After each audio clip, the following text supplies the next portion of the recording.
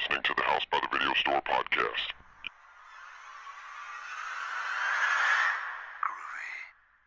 There's no more room in hell. The dead will walk near. We have such sights to show you. I kick ass for the Lord! Praise God! Give away! Welcome to the House by Video Store podcast. I'm your host, William, and with me today will be Sean. Hello. And we have a guest with us, Nathan Thomas Milliner. Hey, everybody. And he's back on the podcast. I think the last one you had been on was the Nightmare on Elm Street 2, Freddy's Revenge. But on this episode, we'll be discussing Behind the Mask, the Rise of Leslie Vernon, and other horror topics. Just because Nathan, you're involved in doing the artwork for the comic book that's coming out for that, right? Sequel, right? Yeah, the prequel, as Scott likes to call it. Yeah, it's kind of a prequel sequel thing. So it's kind of a weird title because it's Before the Mask, the Return of Leslie Vernon. So I'm like, well, it was before and it's the return. But it's I'll talk about it a little later after we talk about the movie. Yeah. But yeah, I'll get into it later. Yeah. But anyway, you were just in LA kind of promoting it, right? Comic book signing and stuff like that. How was that trip? It was great. I'd never been out to Los Angeles. Yeah. I always wanted to go, and they were doing a book signing at Dark Delicacies. That was actually a last-second thing, because I'm like, well, why weren't you there? You drew it. And I'm like, well, because originally I wasn't going to be there. Mm-hmm. But it was a 10-year anniversary screening of the movie in downtown LA, of the original, that they were doing. And Danny Foster, who put the thing on, he's like the biggest fan of Leslie Vernon. He put on the screening with Scott, and then he talked to Dark Delicacies, Dale Howson at Dark Delicacies, and they decided to do a comic book signing there. And they were going to have the cast come over and the director and the screenwriter come over and do that. And David Stevie, who's the screenwriter, had written on Facebook about this book signing and the movie. And I was like, man, I wish I could be there, guys. Have fun. So one of the big fans of the I won't say who it is because I don't want to embarrass him or let him know, but he wrote me up. He said, well, why aren't you going, man? Is it because you can't get off work or anything? I was like, well, I can't afford to fly to LA for a book signing, kind of thing, because I wasn't invited. And but then again, I mean, I wouldn't imagine I would be. And he said, well, I'll buy you a ticket if you want to come out. That'd be cool to have you there. And I'm like, what, really? And I said, you're serious? He said, yeah. I was like, well, that's really sweet. I said, I can get off work. I said, I would love to come. And so, we booked the flight, and I went out there and hung out with him. He picked me up at the airport, and great guy. You know, I said I won't say his name, but man. Yeah, he drove, and I said, you know, I've always wanted to see the Elm Street house, and the Halloween locations. He's like, oh, we'll make sure you do it. So he drove me around to see that. Dude. So we had a good time with 2 days. I drove around. I got to catch up with my buddy Cardi Talkington, who had written and directed 11 to 45, which was one of my favorite films, and I'd met him about 5-10 years earlier.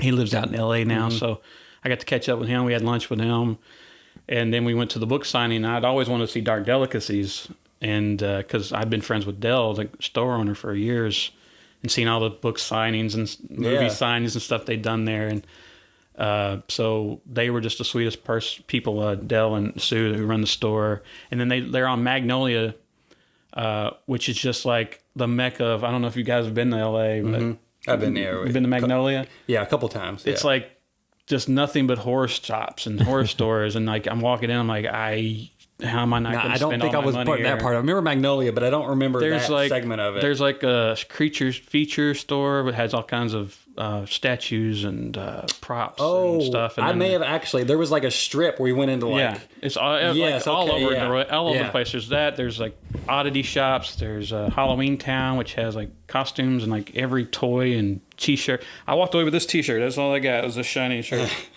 And then we went to this place called Blast from the Past, which has all these old toys and new toys and things. So I ended up buying something there. But I was like, man, I'm glad I don't live here, because I would lose all my money. But it was so funny. And then Saturday night, after the signing, unfortunately, Scott Glosserman, who was the co-writer-director, he wasn't able to be there because that was when the winter storm hit. So he was stuck in Massachusetts, I believe. Oh, man. He couldn't make it. And then Nathan Basil, who played Leslie, I couldn't make it because he had a family emergency, unfortunately. And I had met Scott and Nathan at Horror Hound. I'll get into that later. Yeah. But the comic, but Angela Gothos was there, who played Taylor Gentry. David Stevie, who's the screenwriter and basically the guy who created Leslie. And Ben Pace, who played Doug, one of the cameramen, was there for the book signing. And then we all kind of went out to a wine bar after, hung out. And That's cool. yeah, they were great. They're a great group of people. It's a great first trip to LA. It was all the way fun. around. Like, Yeah, I was all the way. And then like the next day, the the next day we just drove around looking at. One of the coolest things is you guys met David Bennell, right? David Bennell shot Confession of Fred I Krueger. noticed he was there with you. I walk into Dark Delicacies and he's there, and this guy's from Indiana. So he's holding my comics, and I'm like, "What are you doing here?" And he said, "I just got in my car the other day and just started driving." Are you serious? I was in Vegas last night. He goes, "I just decided to come here," because he had texted me when I was out with Russ looking at shops, say, "Hey, good luck with the signing tonight." And I walk in, he's there. Oh my gosh. So I was wondering if you guys went out there together because I saw some pictures of you visiting some locations, but then all of a sudden I saw you some pictures of him with you at the location. I'm like, did they go out there together? And it was so funny because people brought like Confession of Fred Krueger posters and Volumes of Blood posters that get signed at the thing. And I'm like, well, here's the cinematographer of my segments, And he's like, oh, and he doesn't sign autographs. There, like you're got your posse with you. Yeah, like I got David back here, and so it was a lot of fun. And so I got to hang out with David as well that Saturday. We just drove around. That's when we looked at all the other Elm Street and Halloween locations. Awesome. And now we're just trying, where can we go? Let's go to the Nakatomi building, and let's go to. I was like, that diner in Reservoir Dogs where they're having the meal, and let's take a shot by the brick wall. And David's like, we could probably find any brick wall and just tell people it's a brick wall. I was like, yeah, you're right. Or to find all the locations that are the shows that aren't shot in LA, that are based in locations not in LA, that are in LA. So it's like, oh, that's from The Office. Or I wasn't even in the loop. Like the Golden Globes were going on that night, and I didn't even know. We were like driving downtown for the screening at the Regal across from the Staples Center. And that was real fun. And we did a Q&A. And, Sean Clark was doing it. I, go way back with Sean Clark from Horror Hound and Scream Factory. And he was moderating the Q&A. And then they ended up calling me down to go down there because of the comic, which I wasn't really expecting. So I always feel like a fraud when I do that. People are like, hey, bring the artist down. You're like, they're not here to like. I'm named Nathan, and they're all here to see Nathan Basil, who couldn't be here. Yeah. Like, I'm the guy I'm the Nathan you didn't come to see, guys. Still, that's awesome. Not that it's about that, but it's awesome self-promotion for yourself. Because you make it's not your only source of income, but this is your livelihood as well. You know what I mean? It was nice to finally be your art and just kind of everything you create. So it's great self-promotion. It was nice to finally be out on the West Coast because I'd never been out there. Yeah. And I've had over the years. I've done conventions, but I've never done anything out there. I've never done Monsterpalooza or anything, and people have been asking me for years to come out there. So basically, I was like on Facebook, like, guys, please come to the signing. I just want to meet you guys. I just want to say hi. And a lot of people did come out to the signing. I was really happy. They brought their NECA figures and their Scream Factory DVDs to get signed. And I was able to put faces to names and of people that I've been talking to for years on Facebook. So that was something that was really fun to do, and that was what I was really hoping, was like I get to see some friends I haven't seen in a long time who live out there, and meet some new people. And LA was just really nice. I just really liked how friendly everybody was. And I've never been there in the winter, but this summer it's just a chill vibe. Like, I don't know if it's the weather puts everybody in a better mood. Like, I know everybody talks about the traffic and stuff like that, but for me, like, just, I don't know, I just feel a lot better whenever I was always out there. Yeah. I feel good, and I didn't have to drive, so that was great. I just felt like, man, I'm just enjoying the hell out of it. I'm driving around California, I'm seeing, like, driving through Beverly Hills and driving through everything and just seeing everything, and like, my only problem is I just developed a food allergy, so I couldn't eat much. So I'm like, I don't know where to eat. Like, usually when you go somewhere you haven't been, like, where's a good place to eat? And like, I was like, I've been wanting to go to In-N-Out Burger all my life because all I hear is In-N-Out Burger. You gotta have In-N-Out Burger. Like, I can't have In-N-Out Burger. Like, you have Roscoe's Chicken and Waffles. I'm like, I can't have it. So like, my first meal there was like some vegan breakfast burrito at a coffee shop in Echo Park that I met Cardi at. And I'm like, this ain't bad. This is my first tofu meal. There's a lot more options out there, though. You know what I mean? For that type of stuff. That's what he said. He goes, if you're eating vegan, I'm not really vegan. I still eat meat. I just can't have dairy. But he goes, if you're in the right city. Yeah, for sure. But, just finding those. And like, I'm with the guys I'm with, we're all from the Midwest. And they're like, because we were at the wine bar with Angela and them. And Everything on the menu was stuff I couldn't eat. I don't really drink, so like I had water, and it was really funny because they were messing with me the whole night. Like Ben Pace, who's hilarious, the guy who plays Doug. He's like an improv guy. So he's which one is he in the film? He's Doug. He's the dark-haired guy. The bigger one's is Britain. Okay. He's from Texas. He actually makes basketball courts now. Is what he does. Wow. Yeah. But Ben's an improv actor, comedian guy, and he was just really funny, sharp-witted, and like they were just messing with me the whole time when they found out. He's like, Nathan, aren't you eating? I'm like, I can't. And they had like this. Angela and my buddy, he ordered this macaroni dish, macaroni and cheese with like prosciutto and stuff, and they're eating it, and they're like, aren't you eating, Nathan? I'm like, I can't, I have an allergy. And they're just like messing with me the whole fucking time. Like David, Stevie, the screenwriter's like getting the fork food in my face, like, look how cheesy and delicious this looks, Nate. Like, and then like Ben's like, you know what I like most about this macaroni and cheese is how it doesn't make my throat itchy and swell. It's like it's really nice. So are you? And they're just fucking with me. I was like, I'm just going over here and lick the table. Are you just done with that for the rest of your life now? Is that what the doctor said? Like, I guess so. It's this weird thing where they said it happens to men in their 30s and 40s. They develop these food allergies, and thankfully it's just milk and eggs. Still, milk and eggs is it's and everything. I mean, it's all baked goods. I was telling my wife, like, I guess I can't have a candy bar anymore, and I can't. But I've been finding alternative. I mean, great. Luckily, we have the internet now, and you can find alternatives. Like last night, I made a dessert. It was like a chocolate and peanut butter dessert I was able to make with vegan chocolate and pure peanut butter stuff, and then I can make pasta without cheese. Like you use it's really just like using onions and garlic and milk, coconut milk or something. But it satisfies. But it's great getting older because like you start getting things that you enjoy taken away from you. Like my wife too, she loves strawberries. Like 4 or 5 years ago, she developed an allergy, and now they make her throat swell up and everything. She can't eat strawberries. Awful. Yeah. It's like, what's the deal? But then at the time, you kind of get like, well, it's the easiest way to eliminate. Because like, well, I'm gonna be very uncomfortable or die if I have this. So to find out what it was, I had to do an elimination diet for like 6 weeks. So and it was like Thanksgiving. It's like Thanksgiving, all I could have was like ham and fruit because they deep fry the turkey in peanut oil, and I couldn't have nuts at the time. Oh man, I was so limited. But once you do that elimination, you cut it out. Because you have to, you kind of get accustomed to it. You find other things to eat, and you're like, well, Because I remember when I went on a low carb diet, I had to give up bread and potatoes, and I'm like, I don't miss. I can live without potatoes. I can live without this.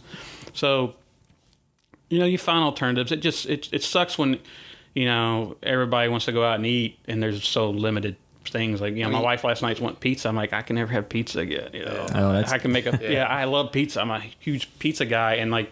I can't have it. Like I can make my own. Like luckily, like Pillsbury dough, the pizza dough there's no eggs or milk in it, so I can do that. And I just make like a calzone without cheese, basically. Make fresh tomato, make my own marinara sauce, and I can have the toppings and everything. So I'm able to, vegetables and stuff. So and like I said, as you get older, you also your palate changes anyway, so you start to. I found that I'm like when I was young, I didn't eat my vegetables. I didn't eat all that stuff. And now, like I crave that. Like, oh yeah, give me a plate of broccoli. Give me some asparagus. Give me some of that. So, luckily, my taste buds have changed, and I know everybody's boring. Like, talk about fucking horror. It's it's it's horrible to have your throat closed up. You can't swallow anything. Well, it's a social thing too. Eating, that's another thing. Yeah, it just sucks. It's like a social thing, and it's like if you feel like you're excluded. I'm at a table with all these, great people, and we're having fun, and I'm got my glass of water. It's like they were fucking with me the other day on Facebook about it, and like, I'd brag about my water, but then the bitch brought everybody water. It's like, but it was about the company. It wasn't really about that. But after I joked with my buddy, as he's from Tennessee. I said, after we get out of here, we're going to get some Kentucky, Tennessee food, right? He's like, yeah. So, but the thing I found was, we're driving, it's 1 o'clock in the morning, I was staying at Scott Glosserman's house, even though he wasn't able to be there. He'd let us stay at his place in L.A., which was another awesome, sweet thing. But I was like, we need to find a restaurant somewhere. What's open at this time? I'm like, well, McDonald's is usually 24 hours. Let's find a McDonald's. Could not find a McDonald's anywhere. I was like, that is why everyone's thin out here. Exactly, yeah. Like in Kentucky, you can't go 5 feet without a McDonald's or a Subway or something there. And we drove around looking. I'm looking in the GPS. every McDonald's is 40 minutes away. Of course, it's LA traffic, so everything's 40 minutes away. But I thought, I just want a burger or whatever I can have. There was right one now. we went to. I think we were staying like in West Hollywood. It wasn't that far, but it was like, I'm pretty sure one of us was sick, so it was like we needed something. I think we had 8 all day, so it was like we just needed something. You know, what I mean, same that's it. situation. That's like, all it was. You I don't just want to like need to eat eat. McDonald's when you're on I vacation. don't want McDonald's, but that's what I can have at this time. But like it was almost like a liquor store. Like you pulled up to, I think you ordered at a window, and then you drove around, but it was like a tunnel, and it came around. That's the one I went to. Yeah, it's like a tunnel That's that the you one- drive through. Yeah, it was weird. Yeah, that was the only That's the one one I that I went to. remember seeing too. And then like here, I'm looking at my GPS, it's like 30 miles. I'm like, there's a McDonald's right there. It's like to put a McDonald's and they had to carve out the side of a building and they just put the McDonald's inside of it to make It's it funny. fit. That's the one we went to that night. and then like here, you go down into the street, you turn left and right, and there's one within a mile in both directions. So it's just I mean, LA, interesting. I've always wanted to live out there. I mean, cost of living, it's very nice to be comfortable here and be able to own a home and not, be like the most impossible thing in the world, even though, it still takes a lot of money to get that started. But yeah, out there, it's, it's a trade-off. Yeah. So I guess we can briefly touch on some things we've been watching to recommend before we get into discussing Behind the Mask. So trying to it's tough to remember what you've watched over a period of time because we recorded the last podcast a few weeks ago. On Netflix, I did watch. I also watched Bright, that the Will Smith movie.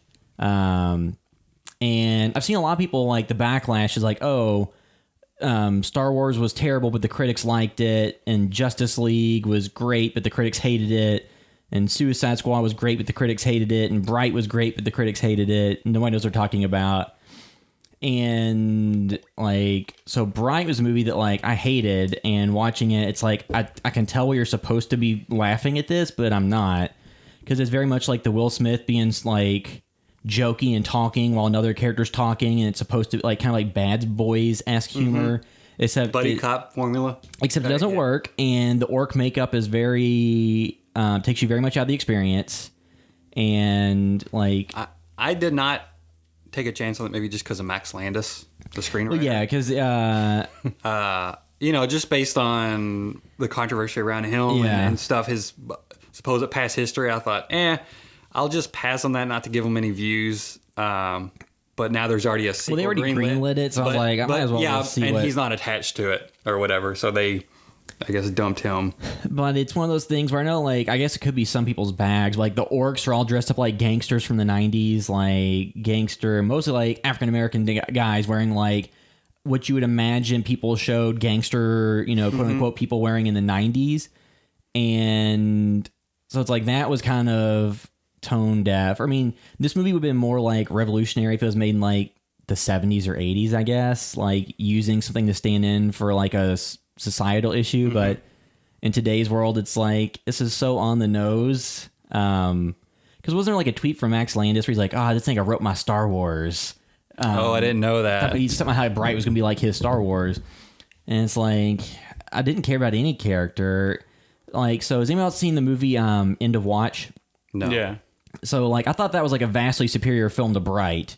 And it's kind of a buddy cop formula, and it's found footage, or not found footage, but doc style. Camera and the police and on them in it. Yeah, they have the body cameras, and they have a camera they're using for to make their own little documentary. And similar idea, two cops get Same director. Yeah, same director, David Ayer. And it's two cops kind of get stuck, in one night through a situation. Well, that one takes place over more days, but a good chunk of it happens during one situation.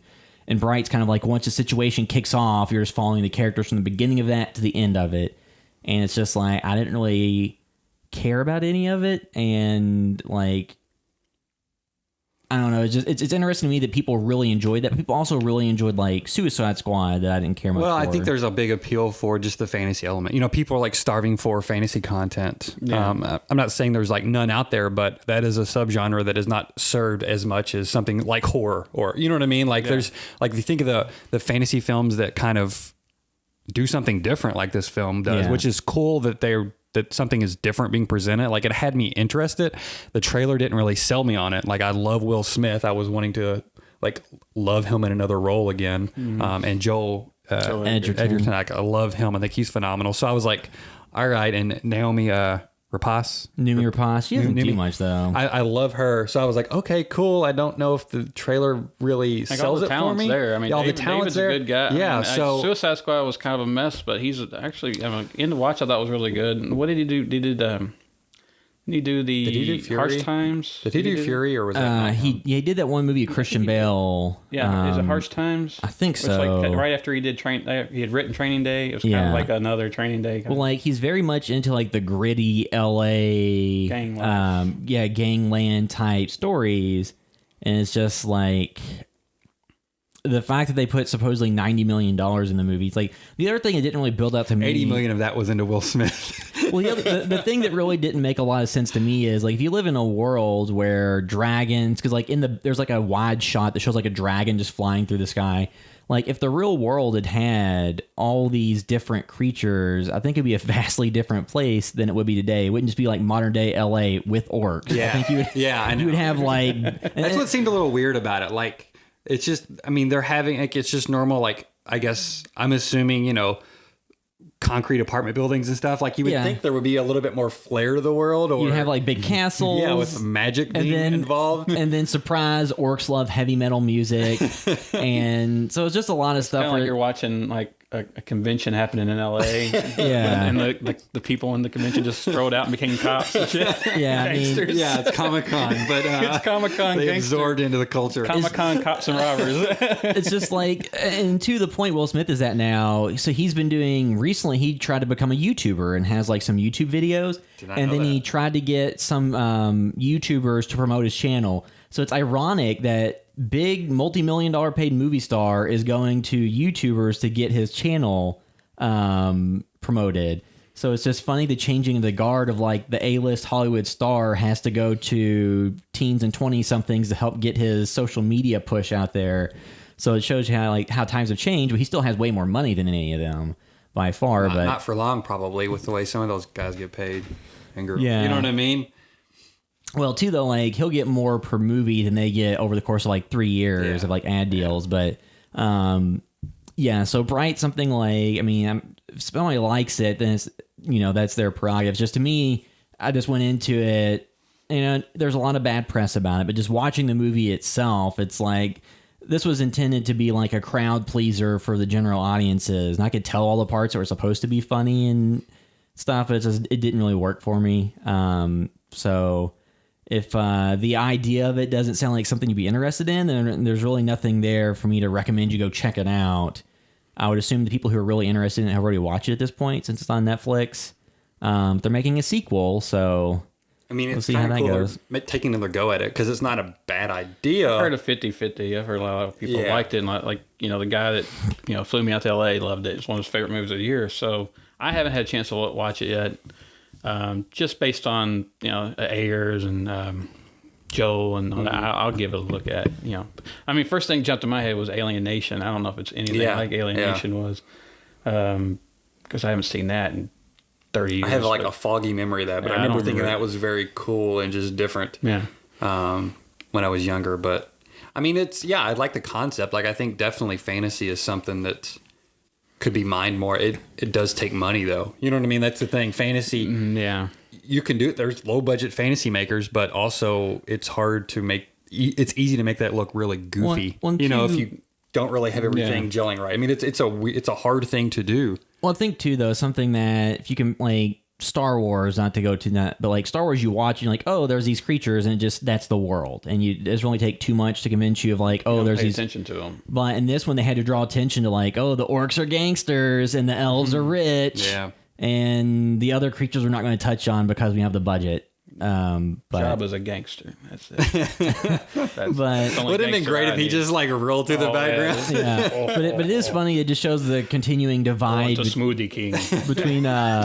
between like critics and general audiences just having vastly different opinions on things. I mean, well, I kind of rolling into what we were talking to before. We were talking about kind of the horror bubble, and you mentioned how like from 2005 to 2015, you thought it was really big, and now it's starting to wane a little Yeah. bit. And some of the horror sites, a lot of these writers, Everything's struggling. a lot of these writers don't get paid at all, and maybe sometimes some of the reviews may even be just they're fans of it, so they let their fandom kind of go over looking at it critically, and not that you don't have to just like put your own self into it and say, hey, I just enjoyed this movie. Well, you have a lot of people that have no formal education when it comes to being, criticism or, reviewing.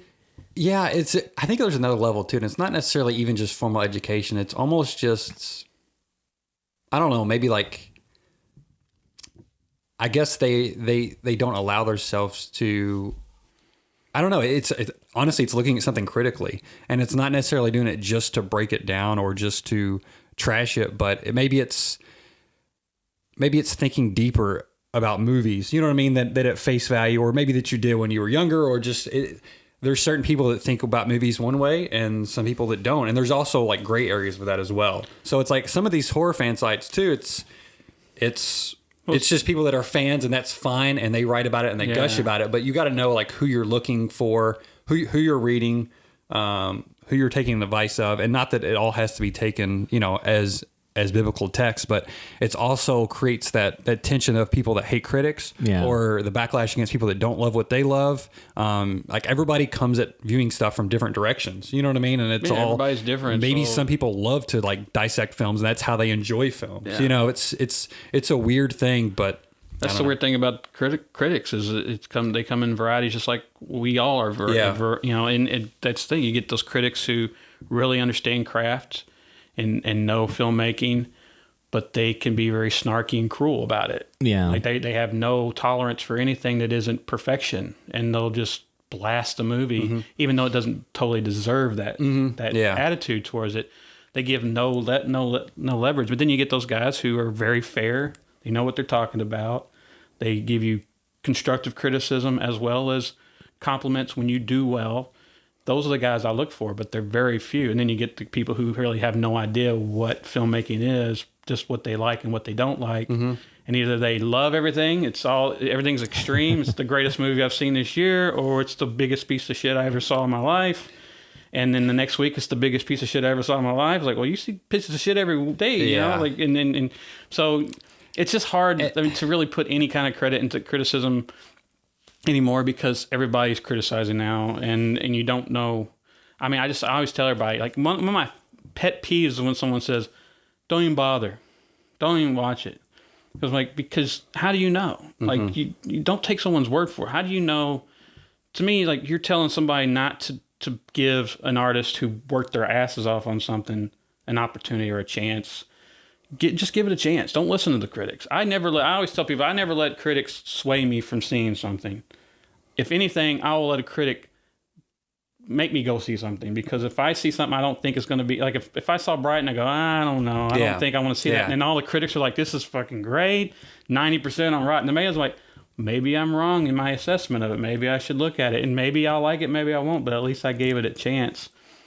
But, these people are like, well, don't even bother. Like, I want my money back. And that gets on my nerves. And I think, and like I said, the horror genre, like I was saying, like from 2005 to 2015 or so, was starting to boom in the culture. The conventions thing started getting big. Horror Hound Magazine, Rue Morgue, all these magazines started popping up. Dread Central, Bloody Disgusting, all these websites. And it was great. Everybody was loving horror. Scream Factory popped up, Arrow Video. In that 10 years, horror was just riding this huge wave, and now it's just going down. You go to conventions, and the attendance is going down, and it's oversaturation. Yeah. And then it's backlash from the popularity of horror, because the true horror fans are like, well, screw The Walking Dead. They're ruining our conventions, and screw this because... well, this wasn't like it used to be, and I want to go back. Like, I don't like Evil Dead versus Ash because it's not like the Ash that I remember. Just a lot of anger towards the genre you're supposed to love, to where it's not even fun anymore. Yeah. You can't even say anything anymore online about liking anything, where all modern horror sucks and everything sucks, and it's not like. And I think that's that over negativity and that fight between horror fans of who's the true horror fan and who's the real horror fan, and it's just enjoy something again, guys. To come back to like the writing stuff too, like it's some people just love to read stuff that confirms their opinion. You know what I mean? Or not, and there's like less value maybe on intelligent writing, or it's like I would love to read a lot of articles maybe that's kind of had a slant and it wasn't just like a review. You know what I mean? That kind of broke down maybe elements of a film and there's a lot of great video essays on it. It's kind of the trend now. But I don't think there's a lot of great horror writing that kind of really dissects films in an intelligent way. Most of the horror sites you go to are just, they need the traffic to survive. Our news posts are, submitted shorts, like the stuff we've done, you know what I mean? Just, which is totally fine. That's fun. Like that's at least content that somebody has made. Well, too, like if you see different sites, like they'll have reviews that will be 400 words and then like a score. And so it's like the review already doesn't contain much to begin with. It's already just like, here's the cast and crew, here's the basic, one paragraph description what the movie is, and here's one paragraph of my feelings on it, and that's it. And they give it a score. And most people don't even read that; they just jump straight to the score. Yeah. And I mean, I wrote a couple reviews. I know we haven't published them yet. Like, they're just for Instagram, but they're like basically a paragraph long. Yeah. Because I'm like, that's all you really need to get an idea of like my personal feelings on it. Because I don't need to go in and describe every little thing or whatever. Like, I don't know. It's like for the reviews, I like how like Ebert wrote reviews. You know what I mean? Like it was just like a little blurb. And sometimes he even talked about other things as far as cinema goes, like maybe what this film means to it or what was his jumping off point for this film. Like I like those types of reviews because I don't need an entire wall of text or somebody gushing over it. You know what I mean? For an entire page. Well, and two, like other things, like, you're saying, like, if you post, like, oh, I like this movie. So I've seen a bunch of people who have posted on Facebook or whatever about enjoying the movie Bright. And I didn't then feel the need to go and tell them you're wrong. It's just like I have a differing opinion.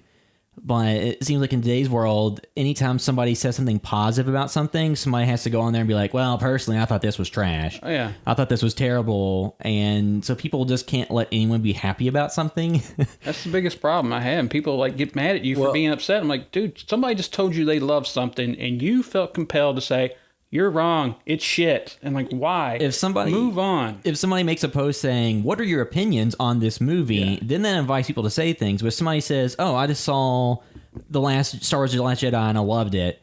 And then somebody inevitably has to jump in, well, I saw it and I thought it was shit. And here's why. And if you don't agree, you're stupid. And it seems like that's the level of discourse on a lot of reviews. And that's not even just on movies. That's on food. That's on everything in the world now. That's on a person. It's like, oh, I like this person. Well, if you like him, you're dumber than dog shit. Well, and also, too, like, it was making me think about politics, really, too. And, the bubble that is created when people follow, like, certain pages. And it's just this constant reinforcement, and then anything chamber from the outside is rejected. And sometimes what happens with some horror films, I think, or horror communities, where it's like this echo chamber, and it's like, okay, maybe not trying to diminish anybody's enjoyment, but like, hey, look at it a different way. It's a weird thing because, it's if you do try to like have a discourse with somebody sometimes about it, sometimes there's often immediate rejection if you have anything negative to say at all, or if you're saying something positive about something that, is not good. It is a weird, toxic thing that is, do you think it's destroying I think it's hurting film in general. And I think we know too much about film where, movies in production now hasn't even been written or hasn't even been filmed and people are already judging it. Well, so-and-so's playing Batman. It's going to suck. Oh, look at this photo. Sad Batman. That movie's going to be terrible. Like, people decided they hated that movie before it came out. And that's what, and again, like, you can't say, if you say I love something, someone's going to counter it. And I don't understand that compulsion. Like, when I see someone say, hey, I love this, I'm like, that's awesome, great. I'm glad someone's enjoying something. That's awesome. But there are people like, I can't stand that everybody likes this movie. I'm so bummed that it's doing so well. This sucks. I got to tell everybody they're wrong and why I'm so angry. And some people say, well, it goes the other way. If you see someone shitting on something you love and you comment, it's like, yeah, but to me, if I see someone who didn't get enjoyment out of something that I did, I think, well, maybe I can help them see from a different perspective and maybe they'll like it.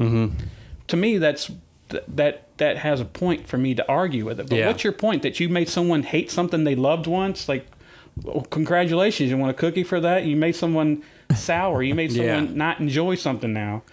because you had to go like, well, I don't like it, so I'm going to make sure you don't like it. And I don't get that. And two, I think there's value, like, you know, film criticism, but also too, normally the place is possibly better for it to be posted on a website or somewhere where it isn't underneath somebody's comment. You know what I mean? Like, it's like, okay, let me just rip this apart for you. Well, or, you know, like, I don't know. It's a weird thing that people often I just hate when people reject critics so much, because I think there is a lot of value in film criticism and thinking about stuff and not just being an echo chamber. You know what I mean? Like, but some people aren't into that, and that's totally fine as well. It's obviously doing something to the fan bases and the horror industry. And just in general life, though, because like you'll see somebody make a post like they ordered some Papa John's or Pizza Hut or Domino's pizza, and they'll post a picture and talk about like, oh, they're excited to eat it and they're ready for hot pizza.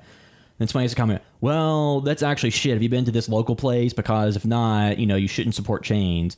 And then the reverse of it is somebody posts a picture of like their fancy pizza they're excited about that they got from somewhere. And somebody's like, well, for me, it's $5 hot and ready's all day long. You're dumb to pay more than $10 for pizza.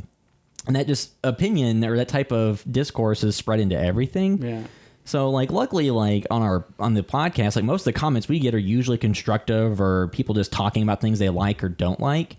And that's good. But then, like, every now and then you'll see a comment come through. Because we did these Twin Peaks videos. And there was one guy that came in as, like, called us cucks and stuff. and Snowflakes, asked us if we lifted. It's like, what does that have to do anything with what we're talking about here? But, yeah, so, After like... the course of, like, 10 videos, though... It was mostly just constructive We won feedback. him over. And then by the end, he was, like, totally, like... He watched all of our videos and was... pretty cool by the end. Yeah, so it's just interesting the viewpoint people come in from, and some people could just be joking, but if you don't know them, then it's really hard to parse that out from just, you know, somebody just being a hater or, you know, trying to just be negative. Just dismiss them right away. When I see that, I was like, oh, this person's an idiot and they're just trying to stir stuff up. Yeah. And that's the problem, is like half the time you're just dealing with idiots. And I think sometimes we give people too much credit. I think sometimes you're like, I'm trying to debate with someone who has, you know, the mind of a 10-year-old. Yeah, like, I rarely, the attitude of a 10-year-old. I rarely will comment about films on other people's pages. I mean, occasionally I'll do, but normally it's just people like I'm pretty close with. You know what I mean? Like also too, just because I'm like always like, all right, if I'm not gonna think this out well, and I just don't want to burn the energy, because sometimes there's like no sense of, you know what I mean, arguing with people if because you know where it's going to go. You know what I mean? They don't give you any... nobody's mind is hardly going to be changed. I mean, sometimes it is, but that's the people I'll talk to if I think, like, hey, we can discuss this and this can be kind of fun. But after a few comments, you know that there's no... They're giving you no... Like, and I have a conversation with someone about a film, and I'm like, maybe I don't like it. They'll say, well, what about this? And I'll see it from their perspective. I'm like, you've got a point. I agree with that. Yeah. But there are people like, no, this sucks. And you give them a rational, honest answer about, they're like, well, I didn't like this part of the movie and this is stupid. I was like, well, actually, this is what the director was doing. This is what his thought process was behind it. This is why he made that choice. Nope, stupid. Yeah. Lazy writing. You know, horrible filmmaker. Yeah. I'm like, this guy has an Oscar. Horrible writer. There's a lot of crutches that people resort to instead of actually making a statement. They just resort to kind of almost like some boilerplate language they just use to explain away anything they don't like. It's like, oh, well, this is this, this is this.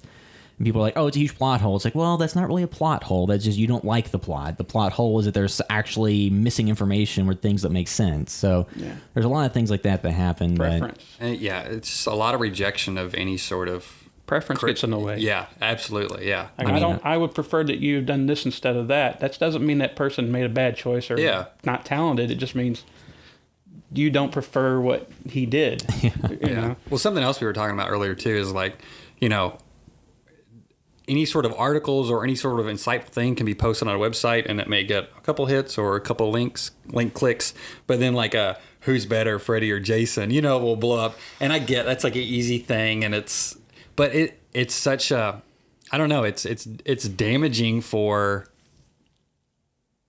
again, films. Like it's hard to talk about them because people just want to be black or white or, break things down to, I don't know. It's just, every time you write something, you're going to get attacked for it. Yeah. It can be anything. You can say, well, I like cats. Well, cats suck. Dogs are better. Like, well, all right. How many Facebook friends do you have though? Do you have like 5,000? Are you I at got your like limit? 5,000, so I get to the you point like where every time you make a post, it's like someone's gonna be shitty. And you know, and I'm gonna have to. You know, if I write anything, I'm gonna get countered. You know, so something's gonna. And I get it, but I'm fine with it if it's respectful and thought out. Like yesterday, we were having a discussion about The Shining, and you know, a guy who was a cinematographer presented reasons he doesn't like the film, and I'm like, I understand that, and I respect that. I don't agree with it. And then I said, well, this is what I love about it. And he's like, I respect that. I understand That's it. good, yeah. I appreciate that. That's if everybody talked like that, it would be fine. But it just goes to like grade school crap. And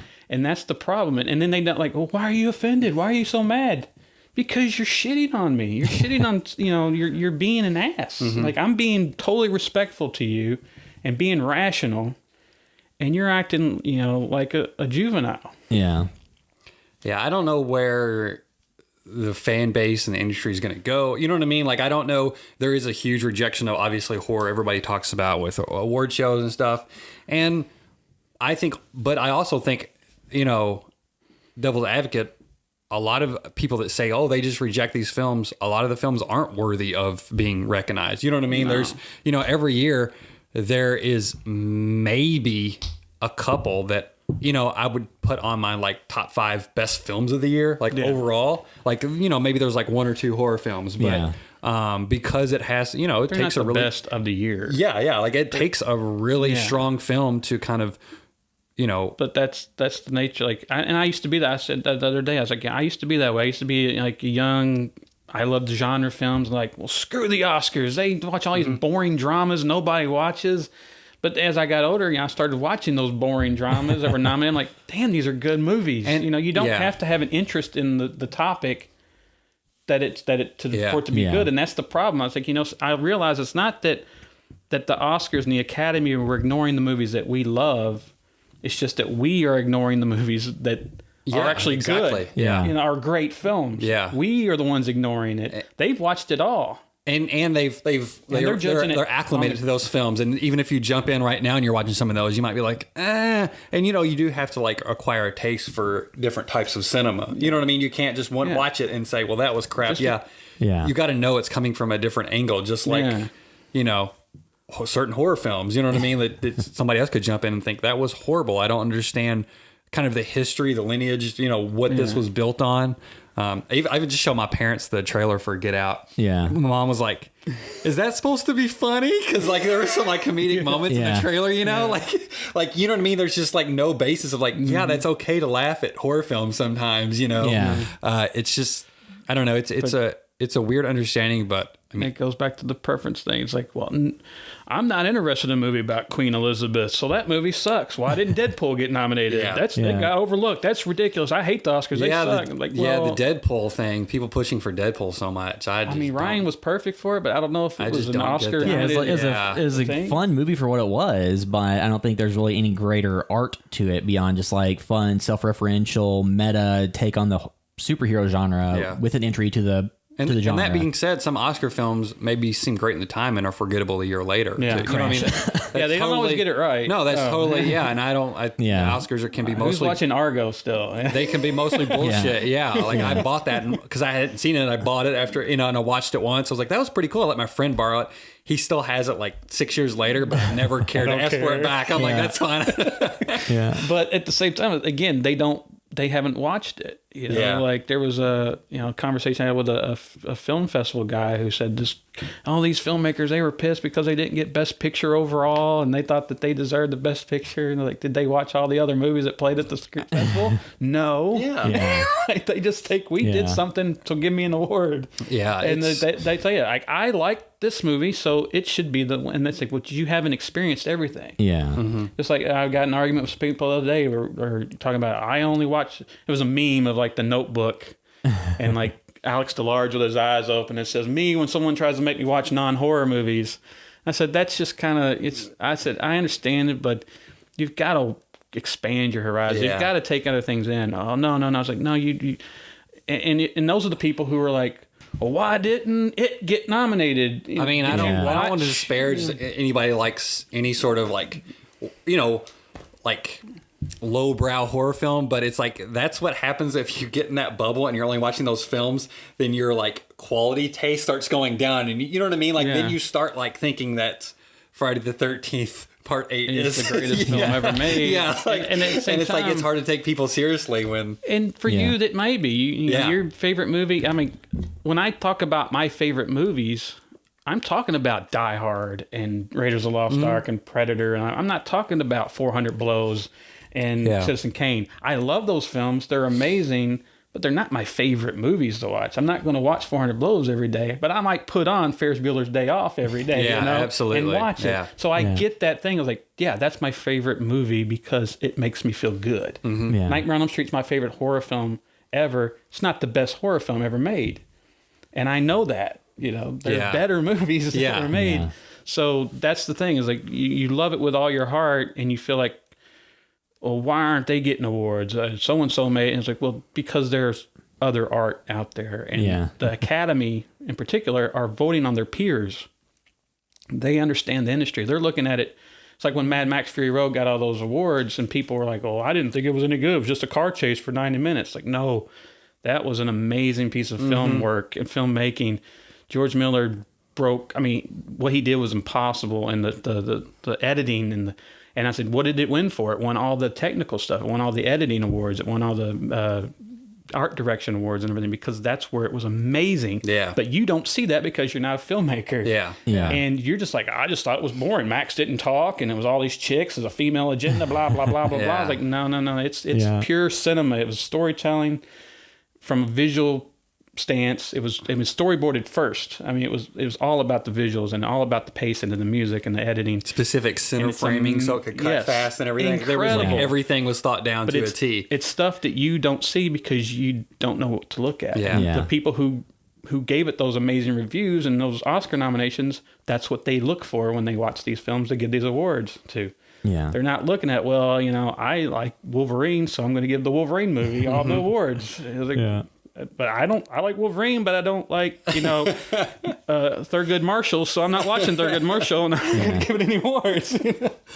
I mean, I don't know what's going to happen to. I mean, it's like social media and Facebook. Yeah, it just creates a like cylindrical viewpoints of things. But like, thankfully, there is stuff like Patreon that like whenever creators come out with like thoughtful content or stuff they put their time into, that people can like directly give them money, and they don't need like the larger base of, you know, 80% of the horror fans that can click, I like Jason more or I like Freddie more, that at least like there is a way for those content creators to make content that will hopefully like continue to expand people's horizons on film. And you know what I mean? Like that's the only thing I'm hopeful for, but it is a weird thing to see where things are going to be in like 30 years, just with culture in general. Film fans forget that most people don't watch movies for that. They watch it for entertainment, to zone out, and that's totally cool. They don't even want to think about it. And we don't think that. We think everybody's serious film people, and it's like most people just watch movies the way for how it makes them feel. And that's a great thing. There's nothing wrong with it. But when you start shitting on good filmmaking because you don't understand it or don't have any interest in it, then you're in the wrong. Well, yeah, it's like somebody saying like, "Oh, this Ferrari's terrible because it doesn't have enough space to put my groceries in it." It's like, well, it's not intended to carry groceries. It's meant for something else. So do we want to just go through any other things to recommend and then get into the movie? Anything you want to recommend that you watched recently? Horror-wise, I don't think so. I mean, like so, like I like Super Dark Times. Yeah, I don't know if y'all have talked about that yet. I briefly talked about it on our best of year, but I don't need to talk about the fact that it's on Netflix to watch for free now. I think is a definitely recommend. Before I would say check it out, but it was for rent. Yeah. Now that if you have Netflix, I think it's definitely like it's a cool '90s set film that feels authentic. Very authentic. That was a big thing. Like this feels these kids. It feels like a documentary. It's like that's how teenage boys talk. Yeah.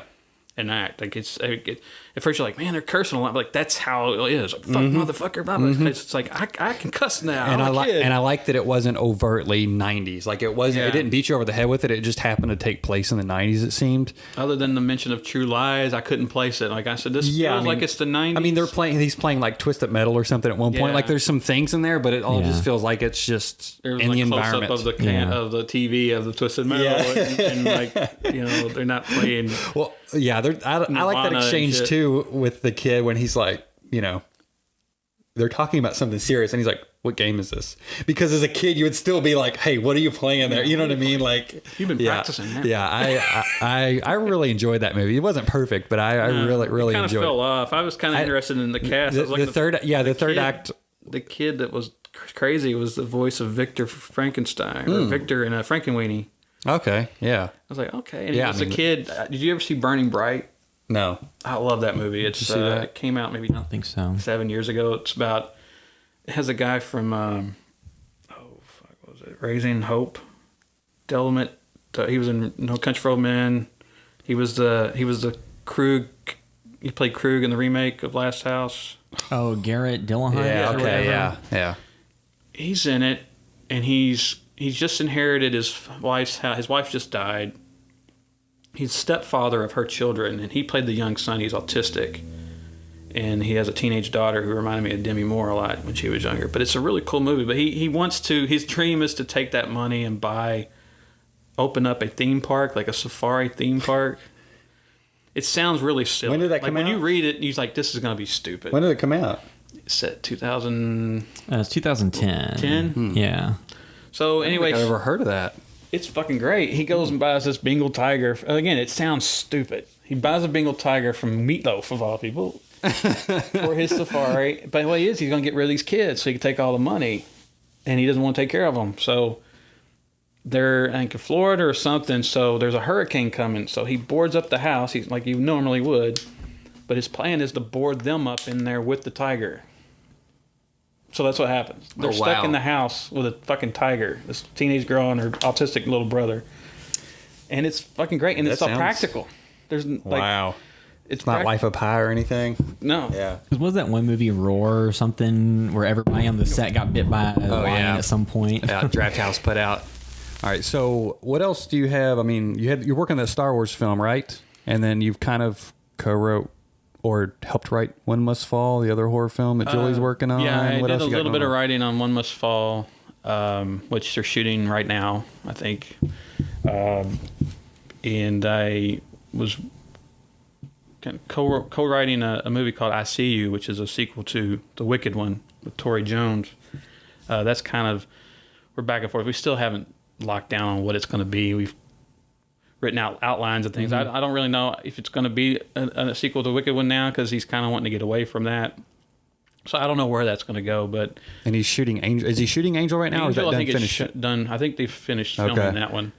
And then we did the Star Wars film in the summer last year. That one is still in post production. We're doing the effects are being finalized. We need to do the ADR because stormtrooper costumes are really freaking loud, and you can't hear anything. Clacking around. Yeah, and it's a stuff. clock. I mean, it's like it's awful. Like we as soon as we got on day one, we're like, okay, they can't move, and they're really noisy. These are the worst military costumes of all Maybe that's why time. their aim is so bad. I don't know what they're doing. What's the name of the short again? It's called Star Wars: Hand of the Empire. How long is that going to end up being? Isn't it? It's right now. It's 50 minutes long, Whoa. but I want to trim out. I want to cut it down a lot because there's a lot of dialogue. Because I'm a dialogue heavy guy. Because we really wanted to make it about drama and about character. It's not really like Star Wars. Star Wars is like da da da action scene, da da da action scene. So it's more of a drama with stormtrooper people in it. But basically, I kind of sworn off fan films because fan films have such a stigma. I go, well, you make it fan films for? That's, there's not a lot of respect for it. I made the Freddy film because it was a lifelong thing I wanted to see made and never was made. So I was like, well, I'll make it for fun. But I said no more because people wanted to follow up to that. And I was like, oh, I don't want to make more fan films. I want to focus on original because I like creating something from nothing. And owning it. That's a good thing. But People can't pick apart like, well, actually, this date is inconsistent. Yeah. And Star Wars, I knew I was in it for a headache, and I probably will be in for a headache for this movie because at first we were trying to stick to canon and all that, and I was like, you know what, it's fan film. I do whatever I want. I can have fun with it. If I want Mara Jade in this movie, I'm going to have Mara Jade in this movie. So that's really what it was. The reason I did it was because the people who came to me, I hadn't worked with before. I really wanted to work with them for years. But the main reason for first, I'm a Star Wars nut. So not every day someone offers you to write and direct a Star Wars movie. But here it was, and I had the 501st, so I had like stormtroopers and Darth Vader and all these people, all these costumes, authentic costumes to work with. And what is the 501st? I know what it is. The 501st is like a cosplay organization that does things for charity. They usually do appearances or conventions and things, and they raise money. And that's why I did it, because we were going to do the movie and we're going to give all the money to Norton's Children's Hospital. So it was going to be a charity event. What happened was the people involved had met this little boy named Phil Parks. I think he was 14 or so. He had brain cancer. And I guess one of his things he always wanted, he wanted a stormtrooper costume. So they got with some local guys who built him this costume for a 14-year-old kid. And he was able to have it, and he passed away. He inspired these guys to start their own unit. I think they called themselves the Derby City Wrecking Crew, or I'm bad with names. Yeah. But anyway, they started this thing where they were getting into it and cosplaying and going to conventions and raising money for Norton's children's, for sick children, in honor of Phil, who unfortunately passed away.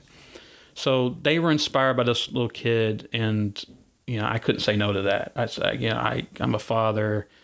Even if I wasn't a father, it's a great thing to do, and like I get to spend time with some great people over the summer and make a Star Wars movie. I'll never have that. I'll never do that. Kathleen Kennedy's not ever going to hire me. So, we did that over the summer, and it's just been one of those things where it's independent film.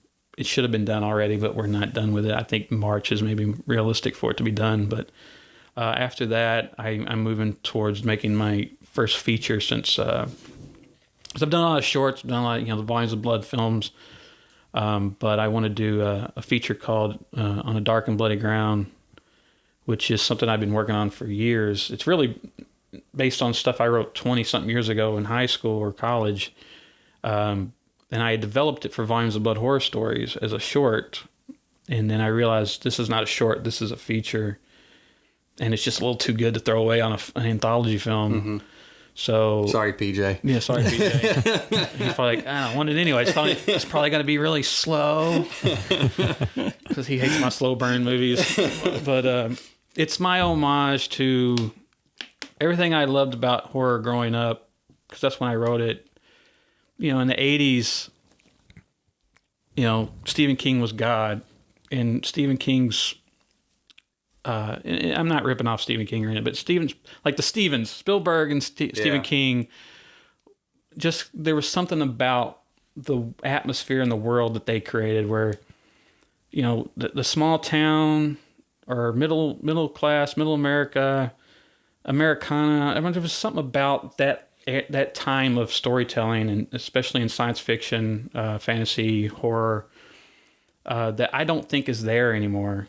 It seems like magic's a little gone from things. I was about to use that term. It's like Spielberg will put the magic into the ordinary, everyday ordinary life, and kind of made you feel like life was bigger than it really was. Then at the same time, it felt real. You see a scene in Close Encounters where they're bickering about what they're going to do. They're going to go do this or that, and it's like that's reality. When you see the kids sitting around the table with mom and E.T., it feels authentic. That's the scene I was about to bring up. Yeah. I love that scene. That's one of my favorite scenes in the film for some odd reason. Or, just them riding the bikes around. Mm-hmm. But them sitting at the table, playing and all talking and just smoke in the air. You know what I mean? Exactly. I don't know. That takes me back too to when my childhood as well. That is what this film is about. It's my life, or people in my life when I grew up. A lot of the characters named after people I knew, my parents, their uncles, things like that.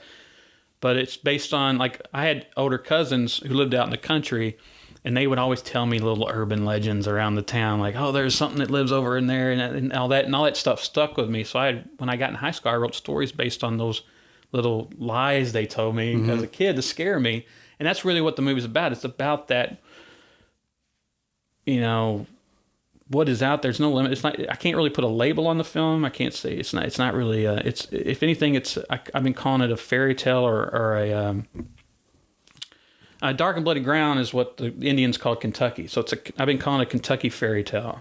Mm-hmm. So it's all about, we have all kinds of urban legends and things around Kentucky. There's the Pope Lick Monster. There's the Goat Man, or there's all these things that are around. I just watched Mountain Monsters. There was an episode of like the Pike. What is it? It's a Pike County something. Yeah. There's like some Pike County monster too. Yeah, there's tons of those around. That's so funny. We watched that when we were making Star Wars. we shooting in the country, on my cousin's land, and they loved Mountain Monsters, so we were watching it. Me and David, my cinematographer, would hang. We were sleeping there, so we watched Mountain Monsters one night, and we just died laughing. Dave was like, "We can go film an episode of this right now." Yeah, exactly. Yeah, and we were laughing at how serious they took it. Like, guy's all spooked, and he's like, "Get in this truck. I gotta do this alone." I was like, "What is he, Mel Gibson, Lethal Weapon?" He's like, "I'm not a cop tonight, Roger. I gotta go out and get the Bigfoot." And it was like, I love this show. It's so ridiculous, but just that magical thing that Stephen King and Spielberg carried in the 80s. That was something I just, every year we'd get another Stephen King movie or a Spielberg movie, and there was just a feeling in there. Like even the bad ones, like, something like Silver Bullet. It's not a great movie, but there's something about it that just clicks. Like, there's something about it, small town USA. And that's what I wanted to do. I wanted to capture. I don't think the South is represented on film as much as it used to be back when, like, Burt Reynolds was popular, and you had Deliverance and White Lightning and all these, and Smokey and the Bandit. There was a Southern culture to film, and Billy Bob Thornton brought it back a little bit in the 90s with Sling Blade and Daddy and Them and A Family Thing, things like that. But I don't see it a lot. So I really want to just kind of have a Southern Gothic horror film that has no limits, and it's just a molding of all these things that scared me as a kid. There's nothing like, I'm gonna make Close Encounters or anything. Mm-hmm. It's I could point to 1,000 movies where you're like, well, there's something from there here, that a feeling from that, or a sensibility about that movie. So that's what I'm really eager to get making. I'm hoping we film that in the fall. That's my goal this year, is to make that movie finally, because I've been working on it for about 2 or 3 years now, and it's gone through all kinds of things. But that's my dream project this year, or hopefully it gets done this year. So other That's than awesome. that, That sounds exciting. Yeah. I mean, I think that'll have a lot of appeal. I mean, people locally too, people really get around films that have anything to do with Kentucky or whatever. You know what I mean? So, That's I mean, all the about reality of it Kentucky. is you need a lot of support to make a film. So Yes. hopefully that'll garner a lot of support, but also not be so niche that it's people like, hey, that's Bardstown Road in that shot. You know what I mean? Like, it's, because the majority of this region, it's probably the same in a lot of like smaller towns and Midwest type towns, and not like LA, New York, Atlanta, places like that. The majority of the work that comes out of this area is horror or religious films. yeah. So, and I've not seen a mixture of the two, like a religious horror film, maybe somebody like, but not like The Exorcist or something, but like a religious film group making a horror film to see what their version would be. And it's probably just those hell houses. She's like a football player that's going to overcome an injury and fight demons. or it could just be they end up like at a rave on accident and they just see the horrors of what happens at nightlife. But yeah, like anything that doesn't. The game. Yeah. Whenever you hear about a movie coming out locally that's not focused on nudity and gore, it's like, I'm in. As long as it's not like cheesy family drama with a very heavy hand of religious undertone in it. But yeah, so anything interesting. And two, like you're talking about, like the tone and feel of a lot of things, like that's what I think a lot of people may not even give a crap about anything in the show Stranger Things story wise. They just like the feel of it. Yeah. And a lot of times like evoking a feel, like they're talking about, like goes a long way towards making something successful and interesting. Because there's a lot of stuff out there that like you see trailers for, and it's like that kind of evokes a little bit of a feeling, so I want to see it. Mm-hmm. Versus I watched some trailer the other day for somebody put in one of those film groups I'm in, and it was just like, it was a movie trailer. It was like 2.5 minutes long without a single word. and it was all just like images. It's like, well, cool, you got some drone shots and a shot of a lake and this really cool house, but like, what is happening? Yeah. I think feeling and tone goes a long way. Yeah. So. It's like the opening of like Halloween 4. Everybody loves that opening sequence because it has this immediate feel of connection. Like, yeah, you feel October in the South kind of thing. Or, and you talk about how movies make you feel. I was listening to an interview with Ethan Hawke recently. He's talking about working with Linklater, who's one of my favorite filmmakers. Linklater doesn't think about plot. He just, a lot of his movies, there's nothing going on. It's just people hanging out, talking. I was watching Dazed and Confused yesterday, and I was, my third favorite movie of all time is Dazed and Confused, and nothing's really happening. It's just people talking and bullshit. Yeah. I mean, there's something about that film. It's odd too. Like, I remember the first time I saw that film, and I don't know why I had such a huge connection. I was probably like 8 or 9. It was like on Stars or something. Like my friend had cable, and it was like when it first came on there, and he was just like, "Oh, we've got to watch this." But like the first time I watched Pulp Fiction, I was probably in 6th or 7th grade, and I liked it a lot, but I really didn't know why, and I enjoyed it. But it's almost like, and that's the film I kind of went back and watched a whole lot as I got older. But like Dazed and Confused, that almost had like a bigger impact on me, even though it's much more just, there's Pulp Fiction has a lot going on. Dazed and Confused has not that much. It's like and they're going to party at the Moon Tower. That was, on, and I think the success of that film also has a lot to do with cable, and I'm so glad like cable is still around in some regards, because I watched that so many times on Comedy Central, and you just kind of like live with certain movies, and that's like a great film just to like live with, I think Everybody Wants Some is also stellar. Like I loved it. First time I watched it, I didn't know if I was going to get into the characters as much, and you have that comparison whether you want to or not. You think about how much you love Days and those characters, and you're like, okay, maybe they don't compare exactly the same, but even watching the second time, I'm already like, all right, I'm really in on these characters, and I'm ready to watch this film over and over again. And that's that's what Hawke was saying. He said, people always talking about plot. And he said, when people think about the movies that they loved, they don't remember what happened. Everything they don't talk about. Oh, remember this happened, that happened. That. Yeah, they talk about how the movie made them feel. Yeah. And that's what Linklater's doing. He's making you feel like, when I watched Dazed and Confused, when I saw it in 1994, I was in college. And I said, this reminds, because that movie, I have this weird connection. That movie takes place the month I was born, May of 1976. That's when I was born. And, the world didn't change that much from 1976 to like 1982. Yeah. You watch Everybody Wants Some, that's like 1980, 1981 or something. And it feels like it's the same world, because that's how it was in the Midwest at that time period. Just like the early 60s still felt and looked like the 50s. Mm-hmm. Yeah. People watch like American Graffiti, goes, oh, it's about the 50s. Like, no, it's 1962.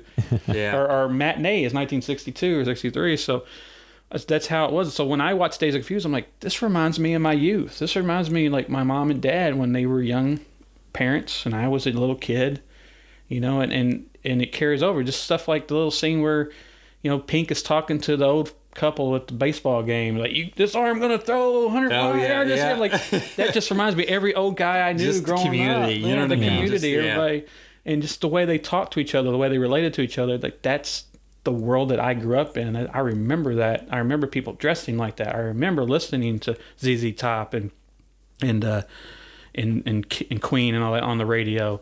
So the sound to everything about it was like, and that's what it was about. Cars, cruising around, having a few beers, girls. I mean, that's, and it's universal. Like that movie, American Graffiti, those movies will always connect with anybody because it's just some of the best illustrations of what teenage life is. It doesn't matter what time. Well, like I said, I was probably like 8 or 9 when I watched that film, and that was like when it came out in '94. Like I was totally removed from that era, but there was just something about it that was like I just immediately connected with that film as an 8-year-old. Like it's so weird. I don't know what it was. I don't know. It's hard to pinpoint exactly what all that film does. Right? I don't drink. I've never done drugs. Yeah.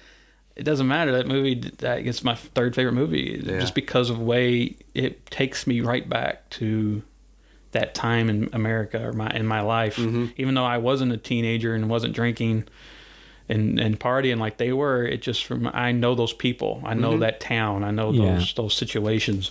Well, and too, like, Dazed and Confused, like watching that when I was in high school, that was obviously set like in a different era, but a lot of the things were the same. Like you're getting to the weekend, there's a big party going on, everybody's getting ready for it. There's the creepy guys that are way too old to be hanging out where they are. And I still remember, like, in high school, some girls fighting over this dude that was, like, in his 20s and lived in his parents' basement. And it's like, well, dude, you're statutorily raping all of your girlfriends because you're in your mid-20s. And these girls are fighting over you. So I always wonder where, like, people like that are today. Like, the dudes that were, like, 25 dating 15-year-olds. Like, what are they doing? They're still there because the girls are still 15. Yeah. Same age, man. Yeah, so you know, like, and two, so like those movies like Dazed and Confused and like Clerks, a lot of that stuff came out of the indie boom in like the early '90s, and kind of segue a little bit. So Behind the Mask, The Rise of Leslie Vernon came out kind of during the indie horror boom that was in the early mid 2000s. Came out in 2006. Yep. So it was like the same era. You had like that, and you had Hatchet, and you had some other things coming out, and it was before Paranormal Activity in 2000. I think that was like on the festival circuit and stuff in like 2009. Came out in 2009 or 10. So it was before like the found footage stuff.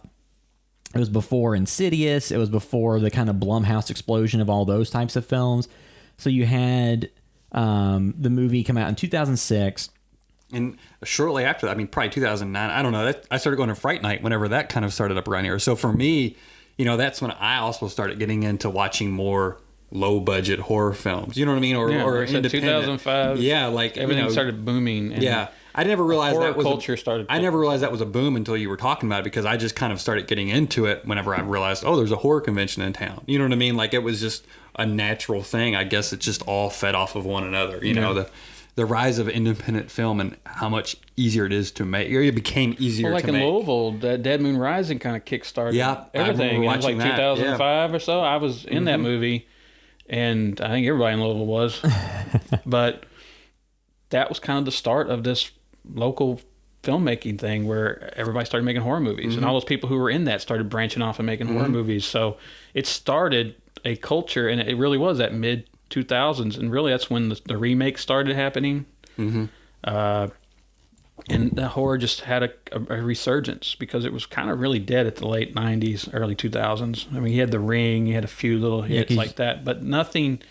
When I look back at that period of horror filmmaking and filmmaking in general, like every time I look at, like, hey, what's your favorite movie of 2001 or something, I look back and like, God, there wasn't a lot, you know? It was a lot of good stuff. Yeah. And then once you get into 2004, 2005, it's like, man, there's so much, and it keeps getting more. Like, I get to the point now where, like, I have like 30 favorite movies this year. Yeah, and I can't whittle it down. I mean, there's so many. I don't get to see the ones that I probably know will be one of my top ones. Like, I just have, granted, I'm a newer father, so I haven't had time to go to the movies. Like, that's why I didn't even see Insidious for the last podcast. But like, there's just so much good content out there now. And aside from also having a new avenue of all the digital services like Netflix and Hulu making like original content for theirs. Well, endless. And two, the thing that's also happened is, so like, Leslie Vernon was, I think, because I listened to podcasts with the director, and they discussed how like part of it was shot on film and part was video and stuff. And today's world, almost nothing is shot on film unless it's like a very specific project or people want to use film. Yeah. So like the barrier to entry, like the barrier to entry to make a movie like Hatchet or Leslie Vernon stuff, the cost has gone down on the equipment side. Now I know that, but two, though, the other thing that's happened is there's so many people making so many movies. Like, as you mentioned, like, there's so many movies. Like, a bunch of people talked about like small indie films like Super Dark Toms, or trying to think of other examples like The Devil's Candy, all these different things that are these smaller movies that people really love, and there's just so many people making things, it's hard to kind of stand out from the crowd. As to 15 years ago, if you made, a $2 million budgeted movie that was actually really good, you kind of stood out because there wasn't a lot in that space. Yeah. But now there's way more being made, and you have like Netflix making kind of these small movies and acquiring things. So like the landscape has changed a lot, but yeah, because like in the 90s you had like Scream, and then you had all those meta slashers that then morphed into just the J horror came out. Yeah. Kind of like a little, The Grudge and and all that. Yeah, so then you had the J horror stuff, and then you kind of had nothing, and then the remakes started happening. You had the remakes, because they remade Because and then you had like the zombie revitalization with 28 Days Later, Shaun of the Dead, the Dawn of the Dead remake, and that kind of revitalized 700 others. Literally 700. I looked on Wikipedia one time just to count how many zombie movies are made from the time Shaun of the Dead came out to like, I don't know, 2012 or so. It was literally like 600 zombie movies listed on Wikipedia. Yeah. And that's just the ones that are on Wikipedia. Yeah. Think about everybody who made a zombie movie really. at that time. It's not on there. Because you had those franchises, and then you had the sequel. So you had 28 Weeks Later, which I really liked, actually. Yeah, I did too. I loved it, yeah. And then they did a Day of the Dead remake, which they've done another one, which I haven't had a chance to look at yet. But yeah, you had all that type of stuff. And then you kind of had, I know like Behind the Mask and Hatch, I remember being championed a lot by Ain't It Cool News back in their heyday when they were powerful. So that's where I remember hearing about those types of movies to begin with, and didn't like watched them back in the day, like renting from like Blockbuster when that was still a thing, and didn't really come back to those until more recent. Because a lot of times too, something that's also happened is with podcasts and reviews and channels and stuff. A lot of people who are creators end up doing the rounds on these different shows, and you hear people talk, and you're like, oh, that I like the way this person talks, and they seem like a nice person, and I enjoy their conversation. So then you go back and reassess the work or rewatch it. So like, I wonder if that's made it too. Or a lot of times people listen to like filmmakers or on podcasts. So then when you watch their work, you kind of have this built-in thing where you have like a friendship with the person. If you never met them, you just kind of listen to them enough that you feel familiar, and then that creates a lens through which things are viewed. So I think there's a lot of stuff like that too. That's why like a lot of social media personalities, are in these different movies, so people feel like they know people, and it changes the attachment level to the movies. I heard Kevin Hart talk about that on, I think it was Seinfeld show, the Comedians in Cars. My wife just watched that episode yesterday, but I was busy doesn't he working. talk about how? No, maybe it wasn't that. Maybe it was Mark Maron. I think it was on Mark Maron talking about it. And he said, "What's the thing?" Because Kevin just blew up out of nowhere. Because he'd been working in little films and things like that. He goes, but all of a sudden you're like huge. He goes, how did that happen? He goes, social media. He goes, connection with those people, they will follow you, they will support you. Because whenever we would go to town, we would get everybody's email address. Yeah. And when we were going back to Chicago, we emailed all those people from Chicago. We did all that. He goes, that's what Dane Cook did. That's why Dane Cook blew up so much. He goes, people want to say anything they want to say about Dane Cook.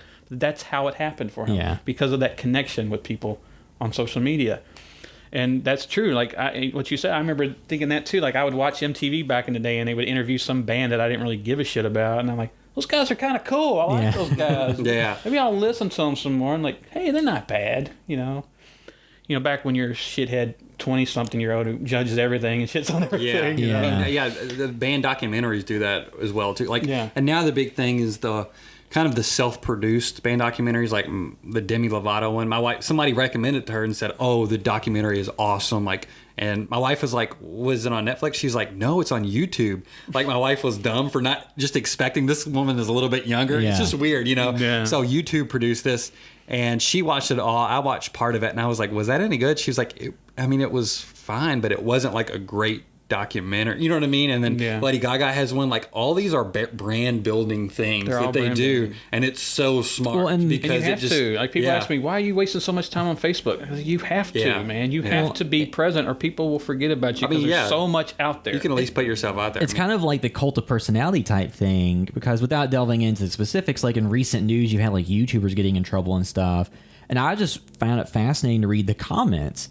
And the comments and replies on articles, and there's all these teenagers who are like, man, the last 2 video blogs he put out are better than anything Hollywood's made in 20 years. It's like, I'm trying to understand that mindset. Yeah, I don't know. And when somebody says a fan film, this is better than anything Hollywood, it's like, not really. It's just a 10-minute fight sequence, so it's not really. I saw something. Is it Crypt Monsters? Is that another Facebook page they have? Like Crypt TV Monsters, right? I'm slightly confused by the way the Facebook video and episodes and all that stuff works, because Crypt TV usually, they used to just like, every so often they release short films. Yeah. But now they have like sub-channels for different types of short films. I'm not really sure how that works. Anyway, there's a Crypt TV Monsters one, and I watched, and it was a pretty cool concept. Like somebody gives somebody a book, they're like out in the middle of woods or somewhere, and they like flip the page and like flip it back, and each time they flip it, there's an image of like a monster or something, and it gets closer and closer, and then the camera, spoiler alert, the camera kind of pans around, and then the person's face is a monster, and then I don't know if it opens, and then they do a reverse shot on the guy holding the book, and then his head like splits open, and it's a skull, and he falls over and dies. It's a pretty cool little thing. Yeah. But somebody said, I don't know why Hollywood isn't making movies like these, and, you know, and it's like there's no movie there. Like I don't know what people want. Like what is the movie? It's like kind of like what that Lights Out movie. Like the short was a whole lot better than the feature because you're trying to stretch out something that really worked well for 5 minutes. Yeah, it was like a concept and a jump scare. And the short I watched was pretty cool. It was great. It was under a minute. It was perfect for that format. And that's where it's going. But people don't have the time. Yeah, but I mean, it's like people gotta understand there's certain things that only work for, you know, certain amount of time. It's not a story. It's like people, like I saw a few different comments where the short film we did after the slasher, people would say like, oh, I'd like to see this made into a feature. It's like, well, if this is a feature, it's essentially Scream 4. I mean, like, but I think a lot of times people just see like conceptually like, oh, there's this little quick bite of entertainment. I want an entire movie that's like, well, no, you really don't. Yeah. Because like with Lights Out, they got lucky in that they put together a coherent enough story that, you know, I don't think it was like a world-beating movie. Like the director, David S. Sandberg, I think is really good visually. Yeah. So I think it was like a really good in that regards. But like as a story, it just over-explained too much, and it felt very much like mid-2000s J-horror American remakes. Stronger as a short. Mm-hmm, but, for sure. Yeah, so you it's see a lot like when Fonzie... When Henry Winkler, they wanted to do a Fonzie TV show, and he's like, "What's that? Just going to be 30 minutes?" We're going, it doesn't work. It works in small things. Yeah. Because I was part of a sketch show back in the mid 2000s, and me and my buddy Sean had these ghost security characters who were like that. These over the top, broad characters who would come in for a 3-minute, 4-minute sketch. And they were really funny. Everybody liked it. And he's like, we need to make a movie. I'm like, that won't work as a movie. Like, I can't be those characters for an hour and a half because people will get tired of it. Because it's not... If the characters aren't grounded enough, then you just can't follow them. So it's basically what Saturday Night Live encountered with most of their spin-off movies of their characters. Yeah, definitely. But I guess getting back to the... Behind the Mask. So when did you come to this film? I found it in Horror Hound.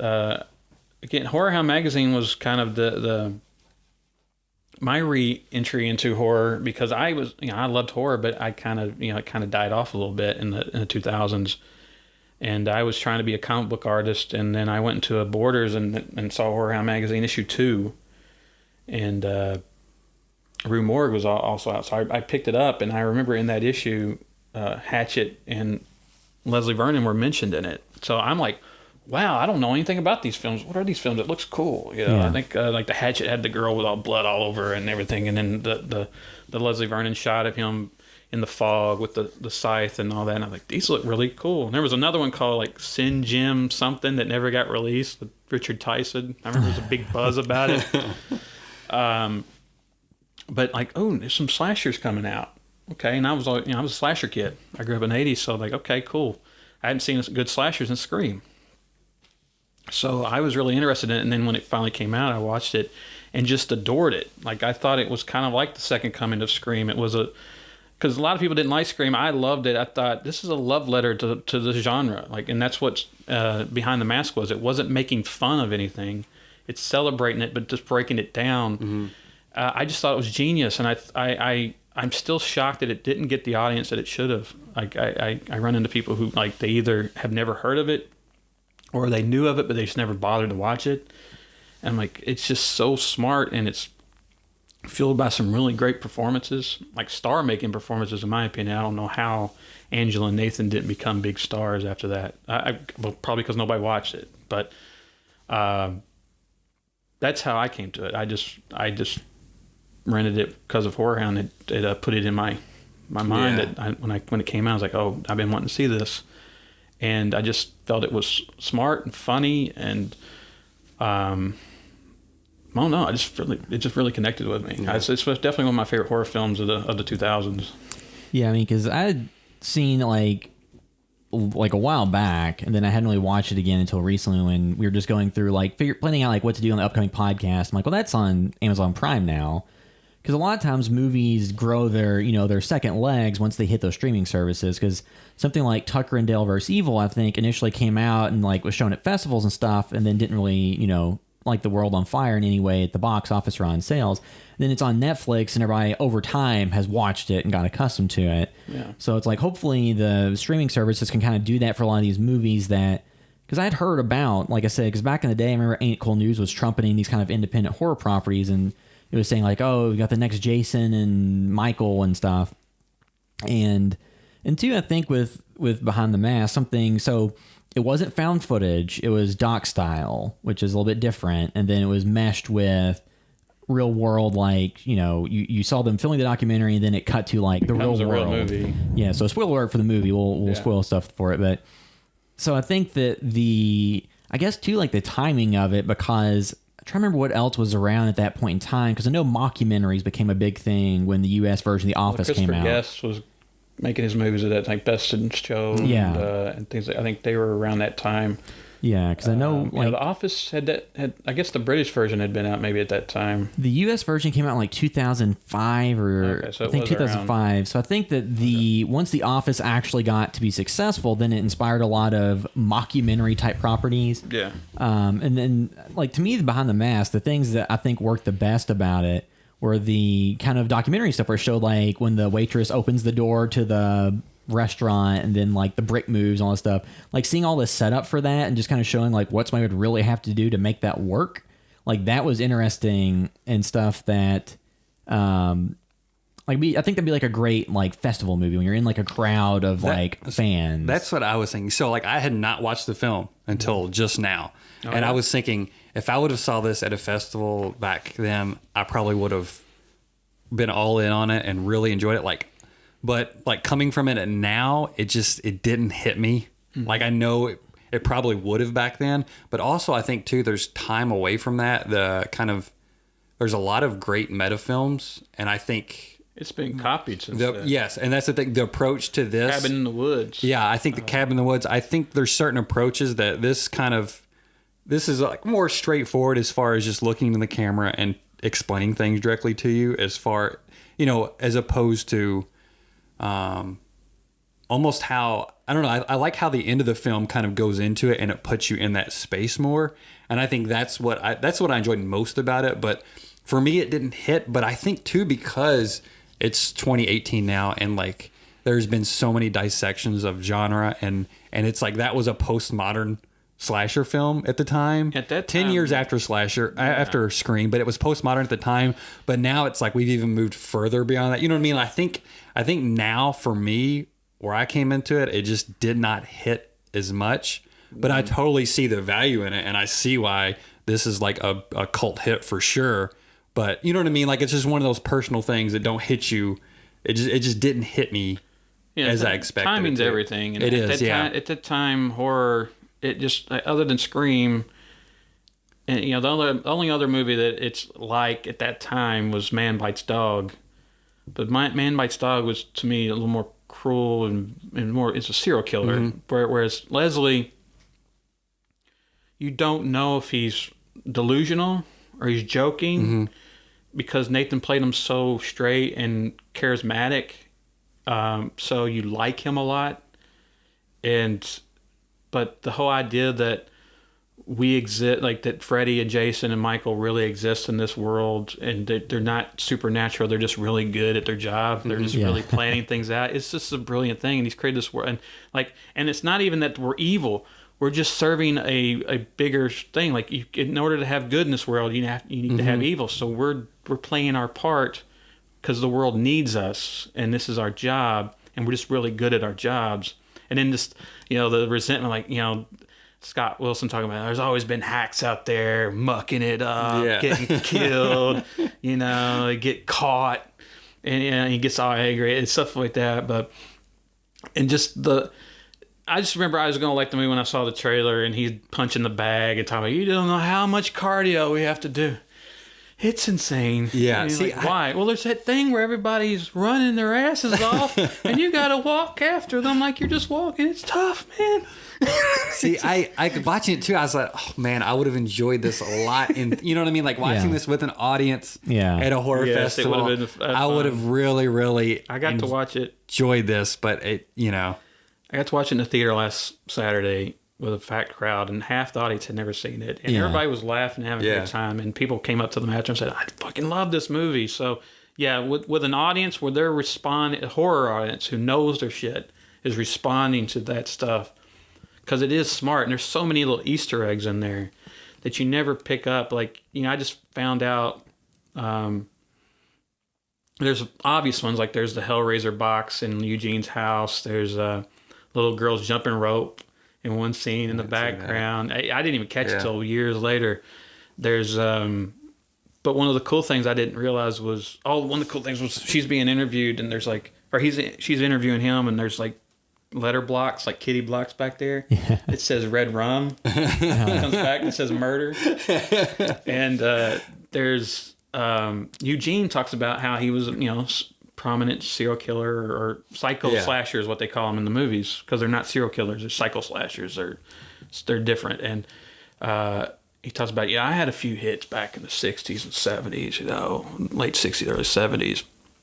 And my mind went to like In Cold Blood, because that's when Scott Wilson, you know, 1967, 68, playing one of the killers in that story. But Scott had talked about how he did a lot of, like, you know, back before the sequels happened, because he talks about that, like, oh, we never thought about coming back. You know, Jason, Jay, Mike, Fred, you know, they did their work, and they just went on another plane. You know, they came back and they changed the whole industry. Yeah. And he's talking about, you know, we did one hit thing, or we did this and that. So his implication is that Eugene was Billy from Black Christmas. And because when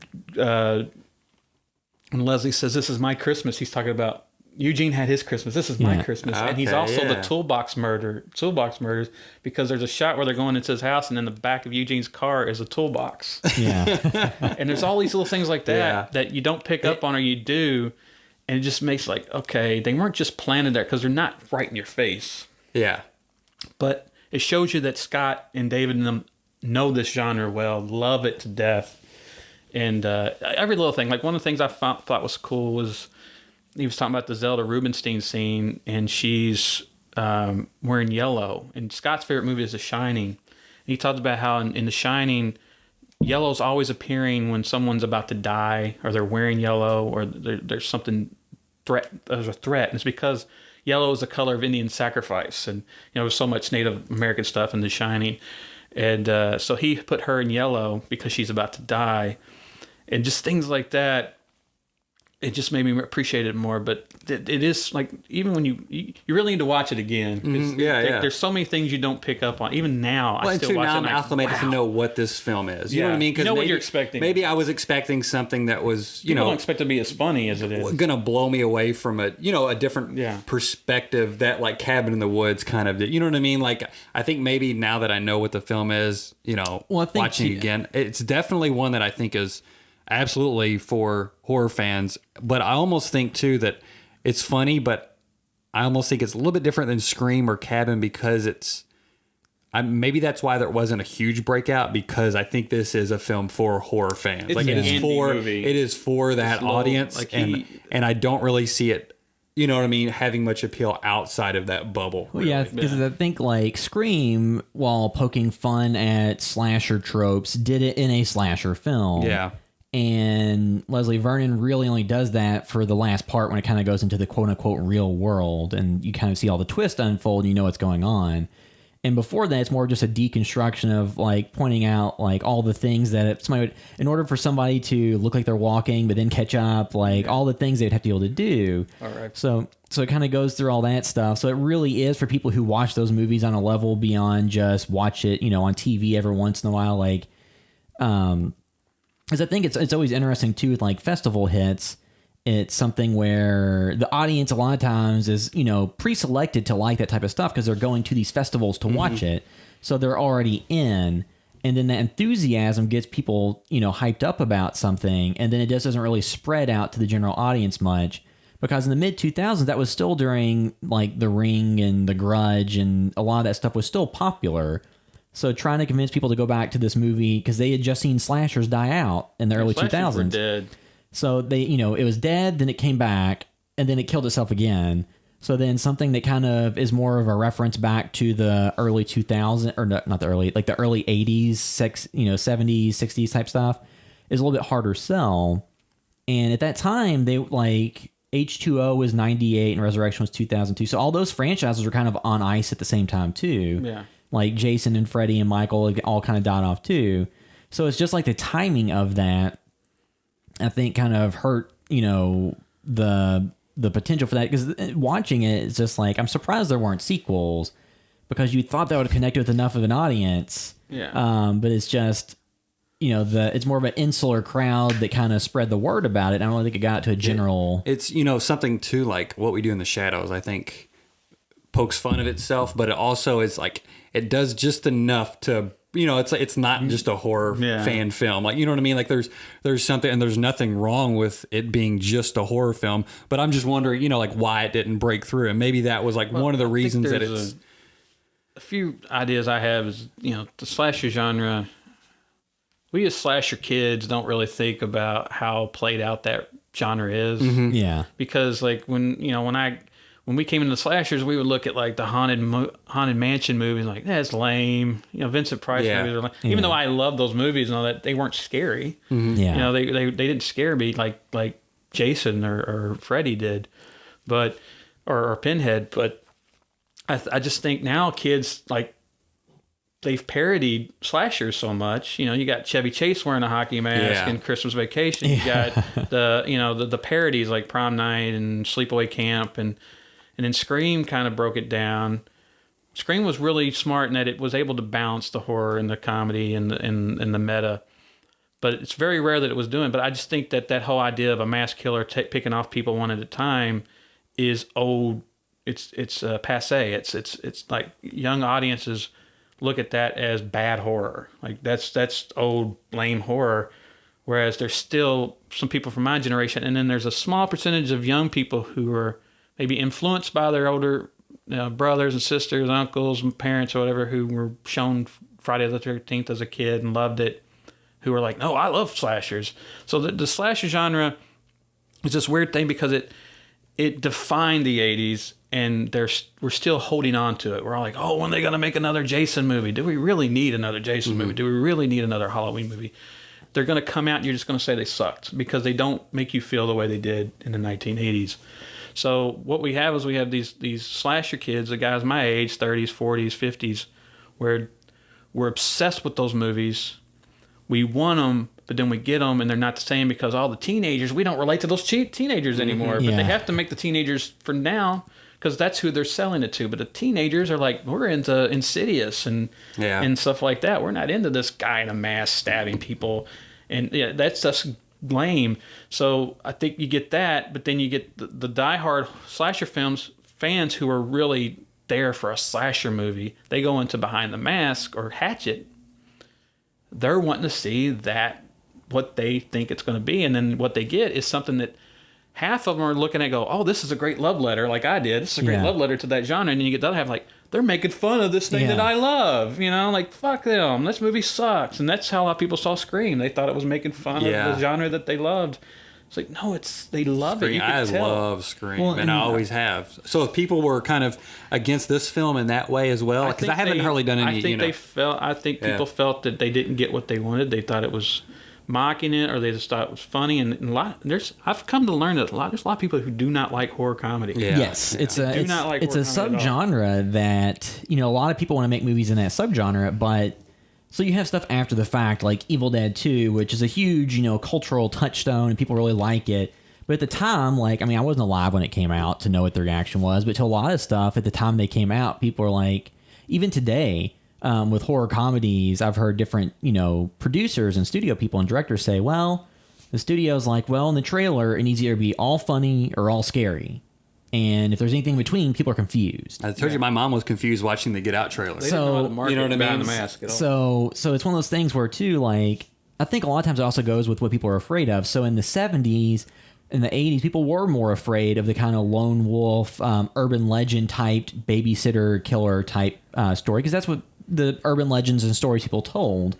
And then the 90s was Scream, kind of the, postmodern, reflexive Columbine, even though it was before Columbine, the kind of, warped by the media personality killing people was a more resonant fear.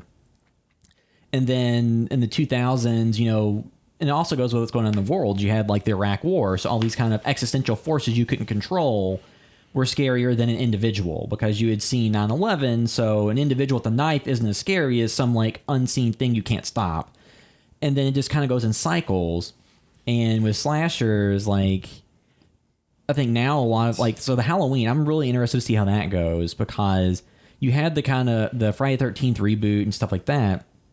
I'm interested to see if like Halloween's more straightforward. How does that sell? Yeah, I mean, for me too, like I loved Friday the 13th when I was younger, Nightmare on Elm Street films. Like I never watched them from start, like I watched Part them like many people did, all mixed up, and I would rent them. I don't think I ever owned any on VHS, but I would rent and just watch them at least once, one of them, and then just kind of jump around on different films. But like now that I'm older too, I watch those films, but I kind of have almost like been oversaturated with even the older ones just because our podcast, I think, just watching so many, and it's almost pushed me away. Like I was pushed away Star Wars for a long time too because I got just so oversaturated and was like, I'm done with this. I'm just going to forget about it. But like right now, my thoughts on that stuff too, like I think I prefer giallo films, like even the ones that don't make sense with their twist. At least there's always something more going on, They're not predictable. Yeah, like slasher films are usually that's what I think it needs. I mean, there just needs to be way more mystery. I think But if you change it too much, the diehard core fans that are there for slashers don't like it. Yeah, but are those people showing up to theaters to support it? You know what I mean? Like I don't think they're there to at the box office to show up enough anyway. They're there. They're there to complain. Go, that sucks. Yeah. Well, I think and I'm not saying call it a slasher. I'm just saying, like, I think that's the way to kind of continue that is okay, bring in a little bit more mystery to it and at least try to construct some sort of. Well, there's very there's very specific containers that horror, especially slasher type stories, go into. Because having heard like what people have heard from like small distributors who work on the small scale is they want the nudity and they want the gore because that's going to sell X amount of copies. They'll make their money back, and that's kind of about it. But by going in that route, you kind of limit yourself to that audience. You don't really have a breakout hit potential when you really cater to that group that only really wants gore and nudity. And then if you go to the next level and you're like, okay, I want to make a little bit bigger story and not rely on these specific elements and try to do an original story. If you alienate the base who buys it for gore and nudity at the conventions and all that stuff. So you alienate that base, but if it doesn't connect with the critical audience, then you're kind of this no man's land where nobody's really watching.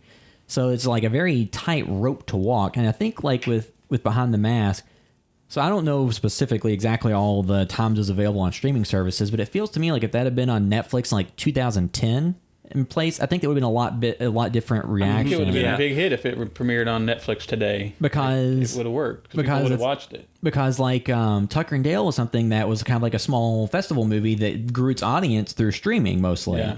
So I think Behind the Mask just came out in this no man's land of like the mid 2000s where the DVD market has started to kind of die because that was like huge in the late 90s, early 2000s, and everybody was buying DVDs, and then it kind of tapered off because everybody's making those direct to video sequels to everything. Because like how many wrong turns did they make and all those things. But then that market kind of to taper off, and then it was mostly like you had to have a lot of buzz. I mean, now it's kind of a completely different situation than it was even 10 years ago. But like it's something like that had been on Netflix and pushed heavily and all the reviews are talking about it. Then I think it's a lot different story than trying to do like limited theatrical run and then the, independent circuit. Just like I'm not sure, it may have been on Netflix at some point. I didn't remember seeing it on there. But it seems like movies that are kind of genre specific like that do better on a streaming service where you can build the word of mouth out and it's not 2 weekends and you're dead. Right. And two, watching this reminded me of something like Creep and Creep 2 a little bit. Yeah. But, it's kind of felt like it's kind of doing it's doing it in a different way and it's doing it in 2018. You know what I mean? So it's almost like this film for me was replaced by Creep and What We Do in the Shadows and Cabin in the Woods. You know what I mean? So it's a shame that like they got from there the perspective first. I'm coming at. Yeah. I have seen these other things that I think are like, I'm not diminishing that movie, but are expertly done. Like those are some great films, I think. So it's a shame that like the timing was right for when they made it, and they made the film of that era and that time, and was reactive to kind of things, and were smart about it. but at the same time, they just didn't have the venues to get the eyeballs on it. You know what I mean? Because if they had been 5 years later and just had the concept tweaked a little bit for like the more advent of social media and stuff like that, then I think that could have been it could have got a lot more audience beyond just the core horror audience. It's right there before technology really kind of changed everything. Where, like, even they talk on Scott's talking about, they use microfiche at the library. Like when we did the comic book, they wrote the comic sequel, or not, the movie sequel in 2009 or so. And when Scott sent me the script for it, he goes, "Do you think this is dated?" Because there's a lot of jokes and things that like are not relevant now. There was an Angry Birds joke in there and things like that. And I thought, I said, well, let's just say it's 2008. It's just funny. But I think that's what it is. Like there was. How did I know about Behind the Mask? Because I picked up Horror Hound magazine. Yeah. How many people were reading Horror Hound? At that time, they only put out like 1,500 copies back in the first few issues. So like maybe 1,500 people read that article. I don't know if I'm sure maybe Fangoria, but people weren't reading those magazines that much anymore. And print was already dying then. Print was dying. I don't know if the websites were really that big and had that big of a following. I think they were all kind of just starting Horror Hound was basically just a stock website to buy their magazine from, right? Yeah. Because the era that came out, the big voice I remember on news about movies online was Ain't It Cool, and their website design hasn't really changed since back then. But I remember you went there. I remember them trumpeting Hatchet and talking about Leslie Vernon a lot. But I think a lot of times with those, you get those echo chambers of people who are fans of it are talking to like the subset of fans who want to see it, but it's not really crossing that movie news. Like that's not a recommendation from Ain't It Cool News in 2006 wasn't driving the average fan to go search something out. It was mostly just preaching to the people that were already looking for it. So yeah, it's one of those things where if that movie had just had a little bit different marketing push or something, it could have had a different result. So what was your connection? So how did you get started on, illustrating the sequel? Give us some background on the book too, like as far as the setup and everything. Well, in 2011, 2012, they were trying to get the sequel made, and they were trying to raise money. I don't know. I guess they had a Kickstarter thing going on, and Christy Jett was helping them out. Christy, I'd known her from Fright Rags and Horror Hound. She was writer for Horror Hound, and she worked with Fright Rags, and had got me into work in Fright Rags. She's the one that saw some work I did and said, "Yeah, you should do a shirt for Ben." And so that's how I hooked up with Fright Rags through her. And then she later started writing for Horror Hound, and she had befriended. Christy's somebody who like really connects to, like, she has her favorite movies. Mm-hmm. She loves May. She loves popcorn. She loves Behind the Mask. So when she gets really involved in it, so I guess she reached out to Scott to express her passion and love and support, and maybe I can help you get this movie made or whatever, get the word out.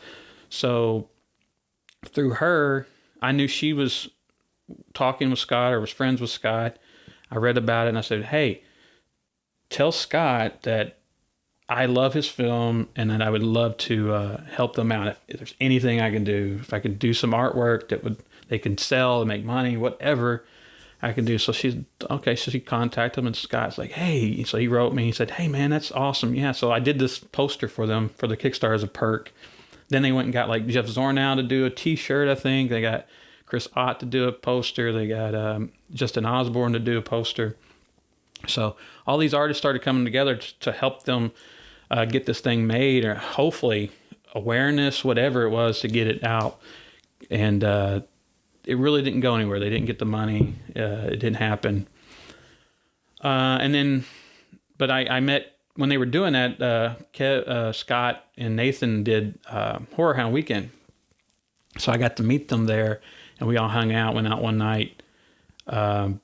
And I got to know them, and they were telling me about the sequel. And Christy was like, "Oh man, the script's so good, it's so good." And I was like, "I want to see this thing." And Scott's like, "Oh, we're gonna make it, man. We're gonna make it." Scott is this amazing, like, big energy, just enthusiastic guy. I mean, he's just passionate, and it's so funny because we're like at Waffle House at like 1 a.m. after Horror Hound, like a Friday night. So we all got to be at the show at like, I don't know, 9 a.m. or something. And he's just all energy. And he's like, hey, Raid Redemption came out today. We should go see that. Like, it's Ohio and it's 1 a.m., we got to be at the show at 9 a.m. He's like, oh, all right. So, but I just remember them talking about it. And because Scott's like, we're going to make it. And I'm going to put you in the movie. You're going to have a big cameo in the movie. I was like, cool. But we kind of formed a little bond there. And I think through that, David Stevie, the screenwriter, wrote me, and he had liked the artwork I did, and he was right. He had written another slasher film screenplay he wanted me to look at and possibly help him design the killer, what he would look like. And I read that, and it was a really great script, but it didn't get made. It was very ambitious. I think it would have probably cost a whole lot more than Behind the Mask would have made, but it was really cool. It's a shame that I didn't see that get made either. But I was doing a book series at the time called Monsters and Madmen. And I had just had Victor Miller write the introduction to the first book.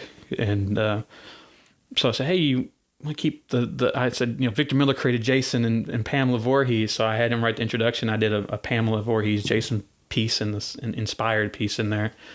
I said, hey, we should keep that going. So I contacted David. I was like, hey, would you like to write the introduction to the second book? And I'll do a Leslie Vernon thing, and you can write the introduction. He said, yeah. So David and I became kind of buddies through that.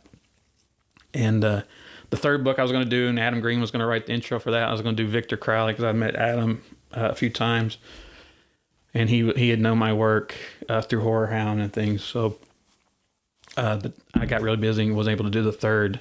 But anyway, so I had a little relationship with David, with Scott, with Nathan. We were me and Nathan and David were friends on Facebook. And then I guess it was about a year ago, Christy writes me a message that says, hey, Scott's thinking about doing a comic book version of the sequel Before the Mask. Would you be interested in doing it? And I had retired from comics because comics are really time consuming. It's all you can do when you do comics.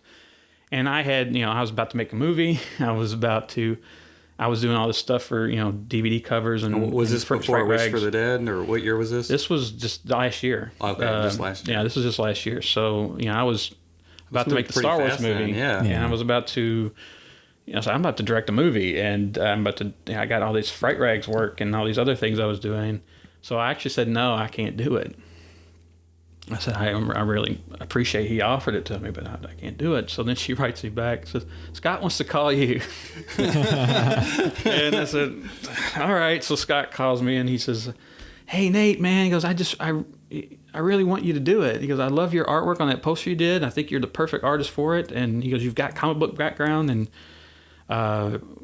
do you want to do it? And I was like, I tried to talk my way out of it, and I tried to talk him out of it. Like, comics don't sell, man. It's like, it's so hard to make. And he was so funny because I know film and I know comic production and all that. So I'm like telling him all this.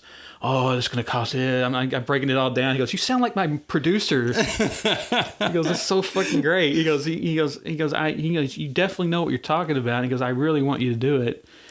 And he goes, I said, I just don't think I can do it. And I said, I just don't want to commit to it because I know, again, like we're talking about, if you don't stay in the public, you're done. And if I stop doing DVD covers and Fright Rag shirts and NECA stuff and all that stuff, people are going to forget about it if I'm taking a year off to do a comic or whatever. If you're turning them down and you can't take that work. And I don't want to turn them down. I don't want to turn down the people who are part of my income and part of my relevance and all this. I don't want to tell people no that first of all, I want to work with those projects. I want to do those things. If somebody says, hey, you want to do this? I'm like, yes, but I can't because I'm doing this comic. Even though I love Behind the Mask, I'm honored that you would ask me to do this. I would love to bring this story to the people, but I don't know if I could commit. And I don't want to commit to something that I can't do. I don't want to say yes to something I can't do because I don't want to let anybody down. I take pride in getting my shit done, Yeah. So I just kept trying to talk my way out. But at the Q&A, Angela was talking about working with Scott and how he just is able to make you do things you don't want to do because of that enthusiasm he has. He's just this optimistic enthusiasm. He's just amazing ball of energy. And I said, he goes, what will it take? So we talked about what it would take for me to do it. I said, okay. So he goes, if I can do that, then will you do it? And I was like, okay. So they did a Kickstarter. They raised the money to basically pay me to do the comic and produce it. And that's what happened. So, he sent me the script and I loved it. It's just as smart and as fun as the first one. It's about a year or two later, or about, I guess, a year later, after the Harvest murders have taken place. And it's kind of like Stab, I guess, in a way. Like there's a film being made about the murders by a filmmaker, like this, hipster auteur dude. Yeah. And he's making the Harvest murders, but it's all like, it's so funny because like I'm drawing the movie part that he's filming, and Scott's like, "You're making it look too good. This guy's not supposed to be that good of a filmmaker." And I'm like, "Well, I can't draw shit either." Yeah. But it's supposed to be just over the top, like when they're having a fight scene, they're doing martial arts and stuff. Yeah. Just way over the top Hollywood stuff. But what it is like murders start happening on the set, and they're suspecting that it's Leslie. And so Doc Halloran shows up, and he's still chasing Leslie, and he wants to, he visits Taylor Gentry, and Taylor Gentry's like doing like a To Catch a Predator type series now, where she's catching psycho slashers, like people who are really shitty at it. So like a slasher showing up to kill a couple, and all of a sudden she comes in with a microphone, like, "Hey, what you doing?" It's like, "Oh, I was just I was party." I was wondering like what new spin. So I like that. Yeah. So yeah, it's really cool. it plays on the sequel remake thing. It goes much more over the top. It gets far more bloody and gory at the end. But it's really fun, and it breaks down things, and all the great characters. Robert Englund's character is a much bigger part in this, and that's something I just learned at this Q&A. Was they wanted Robert Englund to play the Scott Wilson part originally, the Eugene part, and Robert's like, "That's too on the nose. I don't want to do that. But I want to play the Doc Halloran part, and I want to play him just like Donald Pleasance." Yeah, as Dr. Loomis. He definitely does. Yeah. He goes, "I have the leather gloves, I have the trench coat, and I the cadence and the way he talks, everything's cryptic." And of course, they make more fun of him in this issue, in this comic, in the sequel, about how cryptic he is and how over the top he is. So it's really smart and fun like that. And they're like, "Well, where's Leslie? Is Leslie coming back?" And Doug has a bigger role in it, and the cameraman. But to get to draw Robert Englund and Scott Wilson in comics is pretty fun because Eugene's back and Jamie's back. Yeah. And, but it's been a real task because I'm still getting those emails like, "Hey, can you do this DVD cover? Hey, can you do my movie poster? Hey, can you do this T-shirt?" And I really want to do them. So I'm like, okay. I'm like trying to bust them out while I'm doing this comic book every day. And, I wish I had more time, and I have fallen behind a little bit on it. I'm on issue 4 now. It's going to be 6. Almost done with it. But, I think that trip to LA and getting to see the fans and people coming out to get the autographs and buy the comics, even though most of them hadn't read them yet, there is definitely a desire for it. I was a little hurt at first when they announced that the comic was coming out because most of the fans were like, "Well, we want a movie," well, it's like, if you didn't give the money to the Kickstarter to make the movie, you gotta take what you can get. But I'm like, basically what it was Scott was saying, "Look, we've been really precious with this script for 10 years, and we just feel like we just need to get it out there, and maybe this will get some attention towards the film." The 10th anniversary Blu-ray, Screen Factory's putting out a 10th anniversary screen Blu-ray. Because hopefully this will get an attention and show that there's a market for it. Because he only wants like $1 million to make the movie or something. Of course, it's not a lot of money, especially when you got Robert Englund and Scott Wilson and those people in it. Yeah, like a Netflix or an Amazon, that's just like a rounding error on Bright. Yeah, I mean, it would be great for Netflix to pick that up. I mean, I don't know what he's done, but that would be perfect. I mean, Shudder is also know that they're starting to do some original stuff. Well, because like you mentioned, like Creep, like the Mark Duplass movie, like those movies were, I think the first one was made and Netflix picked it up and they produced the sequel. Like those were similar-ish vein, different type of presentation and stuff like that, but kind of just deconstructing or having like a documentary style representation of something that's usually like a narrative film. And those I think are perfect for streaming services because they don't have to make 10 million, they don't have to make $50 million. They just, they don't have to have cars flipping over and everything. You know what I mean? As you far as make being it a for genre a film. specific, Yeah. you make it for the specific audience you think's going to like it, and then it does what it does. And as long as people subscribe to the service, but then again, there's also something to be said for a movie like that would probably work better in a theater with fans. Yeah. Like you'd want to take it on a tour at least before. Seeing it in the theater this past weekend was just really fun because I never got the chance because I think it only played on like 600 screens or something when it first came out. Yeah. I think Anchor Bay and Stars were the one that bought it. But yeah, to see it with a crowd was really a very different experience, and they all seem to really love it. But I hope it gets made. I just love the movie, and I'm still, like I said earlier, I'm shocked that, I guess just because people simply just didn't see it, but like Angela and Nathan are so damn good in it.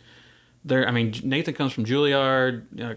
Angela, of course, she'd been in Home Alone. People know her from Home Alone as a lazy compétent. Yeah. My wife looked that up while we were watching. My wife looked that up while we were watching. She's like, "Oh wait," I was like, "Oh okay, yeah." Okay. But she's that like makes sense. a theater actress. She's a serious powerhouse theater actress who still does theater a lot, and like that's how Robert knew her. He'd seen her in a lot of productions before they'd worked together on that. And when I watched that movie, I'm like, they're so damn good in this. Why are they not? They should have gotten so many roles out of that movie. Just because it's so like they shot it like a play, and it plays like a play. Like he said, we had one cameraman, although it's supposed to be two cameramans. I guess they shot it twice because they didn't really have the actor shoot it. He had the DP shoot it. So, but basically, we played it out like a play, and because that's where their bread and butter is. What Nathan and Angela, that's what they do. They're theater people, and it plays like that, and it's just so. Leslie was written to be this big, hulking, scary, intimidating guy. And he said Nathan was the only guy that came in and played him like a real guy who was charismatic and fun, and you like him. And I think that's what made it, all the little things that he would add. Like one of the best lines in that movie is where they're in the library and he's just talking to him. Like he goes, "Paradise Lost? Found it." He puts it back. That was his ad lib. Yeah. He said, "Somebody give me a copy of Paradise Lost." Put it there. And little things like that, like when he's talking real serious, like, I'm going to do this, and she goes, "Oh, I should ask you that question. Okay, start off. And she's like, "Leslie, I feel like you want her to go into the closet." That is correct. Yeah. And just there's some good stuff. There's definitely some good stuff like where in he's there. like, he's got his turtles. Like, yeah, these turtles, they're real old. That whatever I do, they just won't die. He goes, "I only keep pets I can eat." Yeah, It's but this awkward moment. yeah, like the moment about like the interview stuff, like that was even probably poking fun at the popularity of reality television at that point, which is even worse now with all of the wannabe reality stars that just have YouTube vlogging channels, stuff like that. But yeah, so It's ahead of its time, I guess. It was like it. Like I said, I think it would work better today. It's dated because of the time. I know period. that's the thing that I think would hold it back from. yeah, because like right busting out. now, like the concept and everything, I think would work well now. It's just that the movie itself was set in 2006, so that was before any of the social media stuff, which a lot of times I think that kind of cheapens the experience when people really rely too heavily on that stuff. Well, I think that's not what needs to be updated. It's almost, there's just the... Well, just accounting for the fact that so many people have done similar things since. that's all it is. Basically the lineage of cinema Well, it's since like then. kids watch Texas Chainsaw Massacre now, and they just don't get why it's important and why it had such an impact. Or somebody watches the They've seen it original... ripped off so many times. Yeah, somebody watches the original Halloween, like, oh, this is just a ripoff of these 20 different things. Yeah. It's like, well, no, these are all things that pulled from that, and it was actually This is pulling where it from came other from. things. So Kids don't understand when you watch Star Wars in 1977 and you see that cruiser come over his head and that Star Destroyer come over in 77, we're like, wow, like this is amazing. Now kids are like, yeah, I see that every day. yeah. Well, I remember somebody was telling me that they had watched Star Wars from episode 1 through the new ones with their kid. And then the kid from episode 3 to 4 was like, what the hell happened to the effects? This is terrible. There's not I even, mean, I there's could see barely that, anything yeah. happening. Yeah. It's like, But yeah, so the timing. But yeah, so Behind the Mask, Rise. The first Leslie issue Vernon. was that the premiere of the first issue getting launched, or what was it? What was the signing for? The first 3 issues. First 3 issues are out but now. like the first 2 issues were mailed off to the people who did the Kickstarter. So Okay. I think at this point, that was the first time I think the public were able to buy it. Okay. Dark Delicacies was selling it at the show. Yeah. I think they're about to put up a website. Either if you go like the Behind the Mask or Before the Mask website, maybe follow them on Facebook, you'll get more information. I don't know if it's available just yet. Yeah. But Do you know what the circulation is going to be like? Are they going to try to mainly do it online, or like is our local shops here going to have it? My guess it'll just be online. Yeah. You have Yeah. to, or it'd be a thing where you have to come to it. Where Yeah, because comics are kind of a specialty thing now, aside from the Marvel. Do you have a relationship with any of the local comic shops?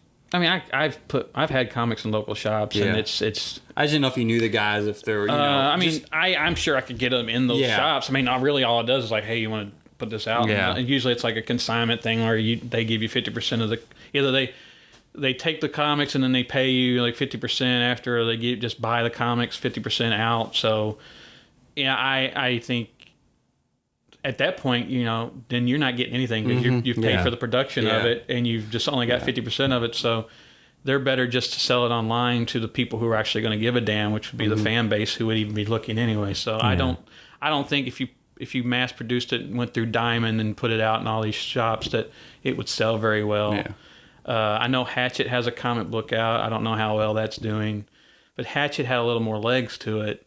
But Hatchet, again, was another movie where people expected a straight-up slasher movie, and it was very funny, and they didn't know what to do with that. They didn't want a movie made by people who grew up watching them. They wanted those original movies. Yeah. And there's kind of that disconnect there. But at the same time, like, if you just remake those movies, I mean, what's the point of watching it? If somebody just literally goes in and does the Friday the 13th over again with a little bit better effects or something because it's, 20, 30 years later, like, that doesn't really do much for you. I love that Adam and Scott have a really good relationship, and Leslie and and Hatchet and Behind the Mask, because they were on the circuit together at that time and they were both being champion. Yeah. They have this really great. So Adam's actually, I won't say that, but Adam is one of the biggest fans of Behind the Mask. Yeah. And when I met Adam for the first time, it was at C2E2 in Chicago. They were him and Joe Lynch were doing a panel for Holliston. Holliston had just premiered. And so Adam, of course, was championing independent film. And like, how many, do you all watch independent horror? And a lot of the crowd were like, whatever. And he's like, how many people here have seen Behind the Mask or Rise of Leslie Vernon? I'm the only person. He goes, you rock. And so he and like in Hatchet 2, there's a Leslie Vernon mention. He mentioned Leslie Vernon. And then in the comic book is one of my favorite things. One of my favorite lines in the whole comic book is Leslie's talking to Eugene about being disgruntled about, I didn't do really well. I need to get another gig. He says, my buddy Vic down in the bayou, he's got it great. He's living like a king. Takes his boat out every once in a while, goes fishing. He's living like Jimmy Buffett down there. I love that line that Victor Crowley, like on his days off, is going fishing and living like Jimmy Buffett. But they have this, this relationship and bond that they support each other and are friends. And like they had Scott on their podcast, and they did his first commentary. I think it's going to be on the Blu-ray. Oh, that's cool. Of the movie, because Scott had never gotten to do a commentary for the movie. So yeah, I love that they're in there, and I don't want to give it away, but yeah, there's more stuff to it. But I love that those two guys supported each other's films, love each other, awesome. and have crossed those over where they put Leslie or Victor in their own. They really all seem like sister films, just as far as the era they came out in. Like the similar audience you would think for the properties. Like if somebody liked one, they would probably have interest in the other for sure. I don't know why Hatchet was way more visible. I feel like I remember hearing a little bit about Behind the Mask.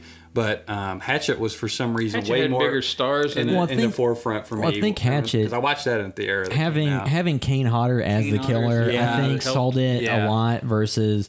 I mean, Robert Englund. They delivered the gore that Leslie didn't have. So. I think it's just the Kane was really promoting the hell out of it. Yeah, I think just Hatchet was one you can more easily look at and say, if you like Friday the 13th, go watch this. Mm-hmm. Yeah. And even if somebody didn't like the humor, they did get most of what they wanted from those movies. as opposed to Behind the Mask was a little bit more like, showing you behind the scenes stuff of those movies and kind of poking a little bit more fun or, lovingly poking fun. It is a mockumentary. You know what I mean? It's not a horror film, really. It's a mockumentary. So I think that, Kane Hodder running around and essentially as a Jason-like character is a little bit easier sell to all those fans than here's kind of a deconstruction of, slashers in general. So, but oh, go ahead. but that era, I did remember hearing about both those movies at the same time. And they have these weird serendipitous things where Kane and Robert are both in them. Mm-hmm. Kane's at the Nightmare on Elm Street house and Behind the Mask. Oh yeah, that's right. Yeah, and Robert plays the Doc Halloran part, which is named after Halloran from Shining. And then in Hatchet, Robert's in the beginning with Josh Leonard from Blair Witch. They're hunting out there, and then Kane, of course, plays Victor. And also, I learned that they both had a lot of the same crew people worked on both movies. Really? Yeah, I could they see didn't that. know that, but they found out later that they worked on Hatchet. And Crew's like, what's up with all these slasher films being made? Yeah.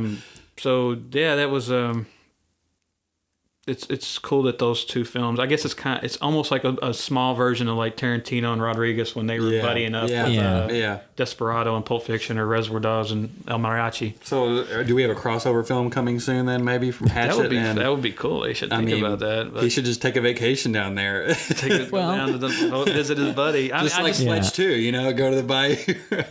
Well, too, because the new Victor Crowley movie's coming out, so let's see how that one does. But I think too, though, like the success of something like the Blumhouse, Halloween, stuff like that could revitalize interest in the general, with slashers in general, if it does well enough and make people, because like with superheroes, once those movies hit big, people wanted every single B-level property they could find to make, and there's a lot of like one-off kind of graphic novels that got made into movies. Like nobody, without the success of Sin City and comics in general, nobody have ever made a movie about the Spirit.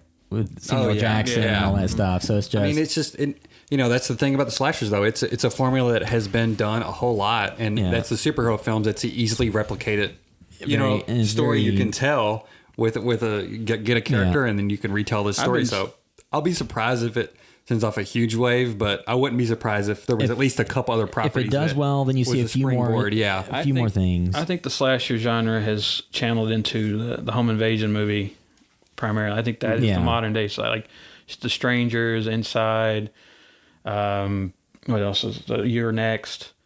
Those are the slashers of today, and that will always work when someone's breaking into your house. That's a primal fear that we all have of a home invasion.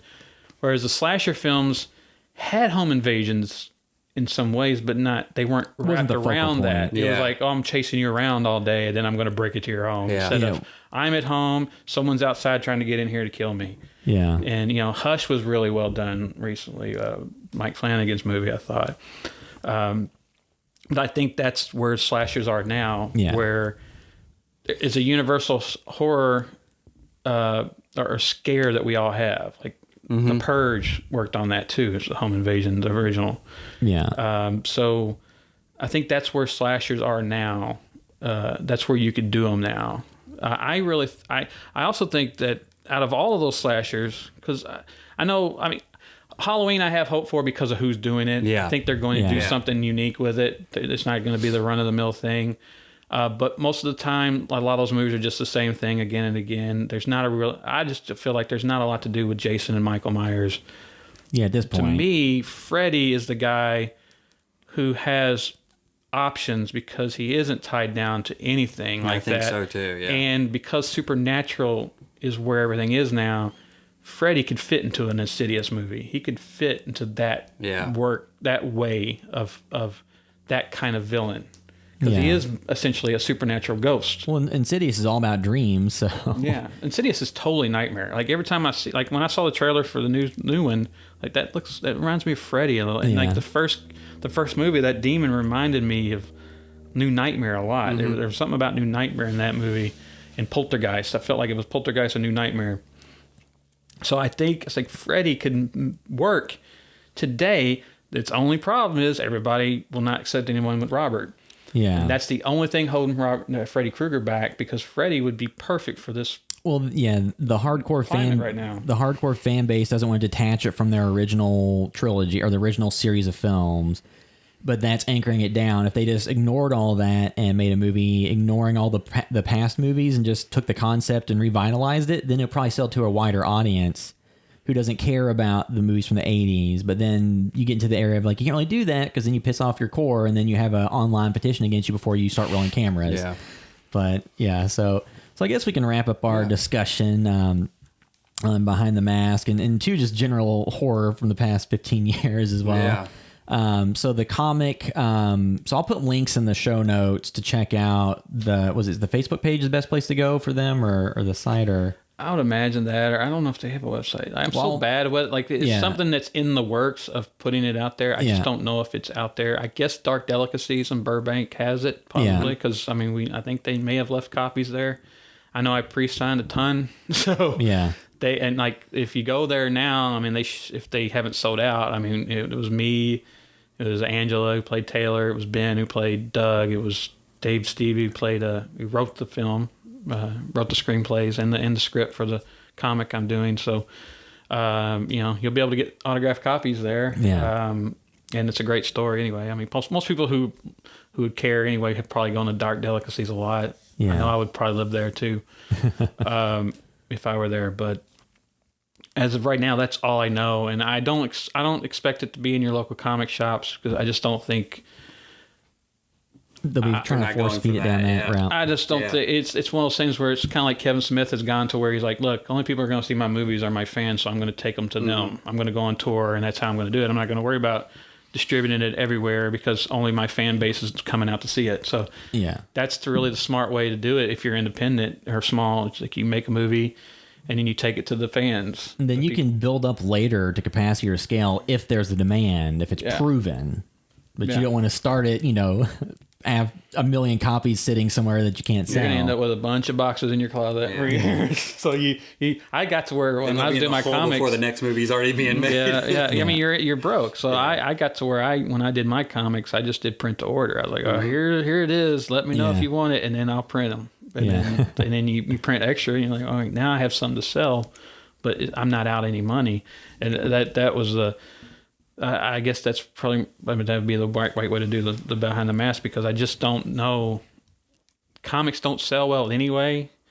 And again, if you put it out through Diamond and you take them out to the stores, you're just not making any money. Yeah. And it's a shame. I love comic shops too. You know what I mean? It's a shame though. It's just the medium, industry. The medium is shifting. Yeah. And Is there going to be a changing. digital version of it at some point? I think they're going to put the first issue on the DVD or Blu-ray. But there's no anniversary. iPad or iPhone. I mean, I've read some digital comics myself. There hasn't been talk about it. I mean, he has the files if he wants. Yeah, I mean that would be a cool thing because I mean that's where everything is. So I may suggest to say, hey, dude, I know we're old guys. Yeah, we're both at our 40s. I'm like, we don't think that way, but that's what everybody's doing. Yeah. Well, I mean, even down the road, you can just do like as I've seen, like where some people do like just the comic with like the original actors voicing it and stuff that you can put together in not much time. And but that there's so many ways to watch content now that it's interesting. And then convenience and speed is what everything is now. I mean, that would be. I got to go to a store and buy something. Well, now it's like I got to order it online. I just want to be able to hit that and watch. Amazon, So that's going to be able to read it right now.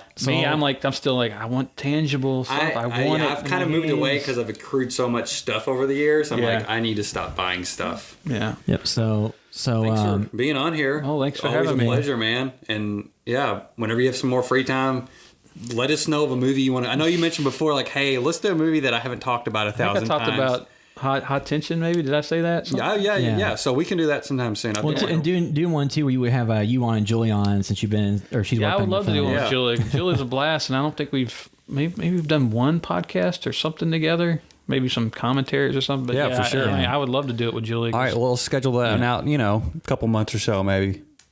Yep, definitely. Yep. And then for our stuff, just make sure to follow us on Facebook and Instagram and Twitter and YouTube.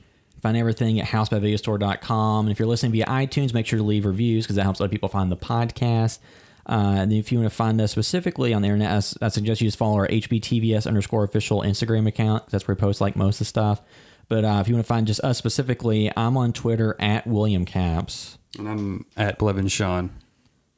I'm just on Facebook, Nathan Thomas Milliner. Yeah, and you I do post the quite a Twitter. bit, so I post a lot. You'll get to know me on there. Way You'll, more content than we do on our site. yeah, you'll get to know me, and then you'll get to hate me, and, yeah, and you won't follow me. yeah. So you can follow him on Facebook. Making another damn list. Yeah, Favorite. So that'll bring this episode of the House by Video Store podcast to a close. Thanks for listening.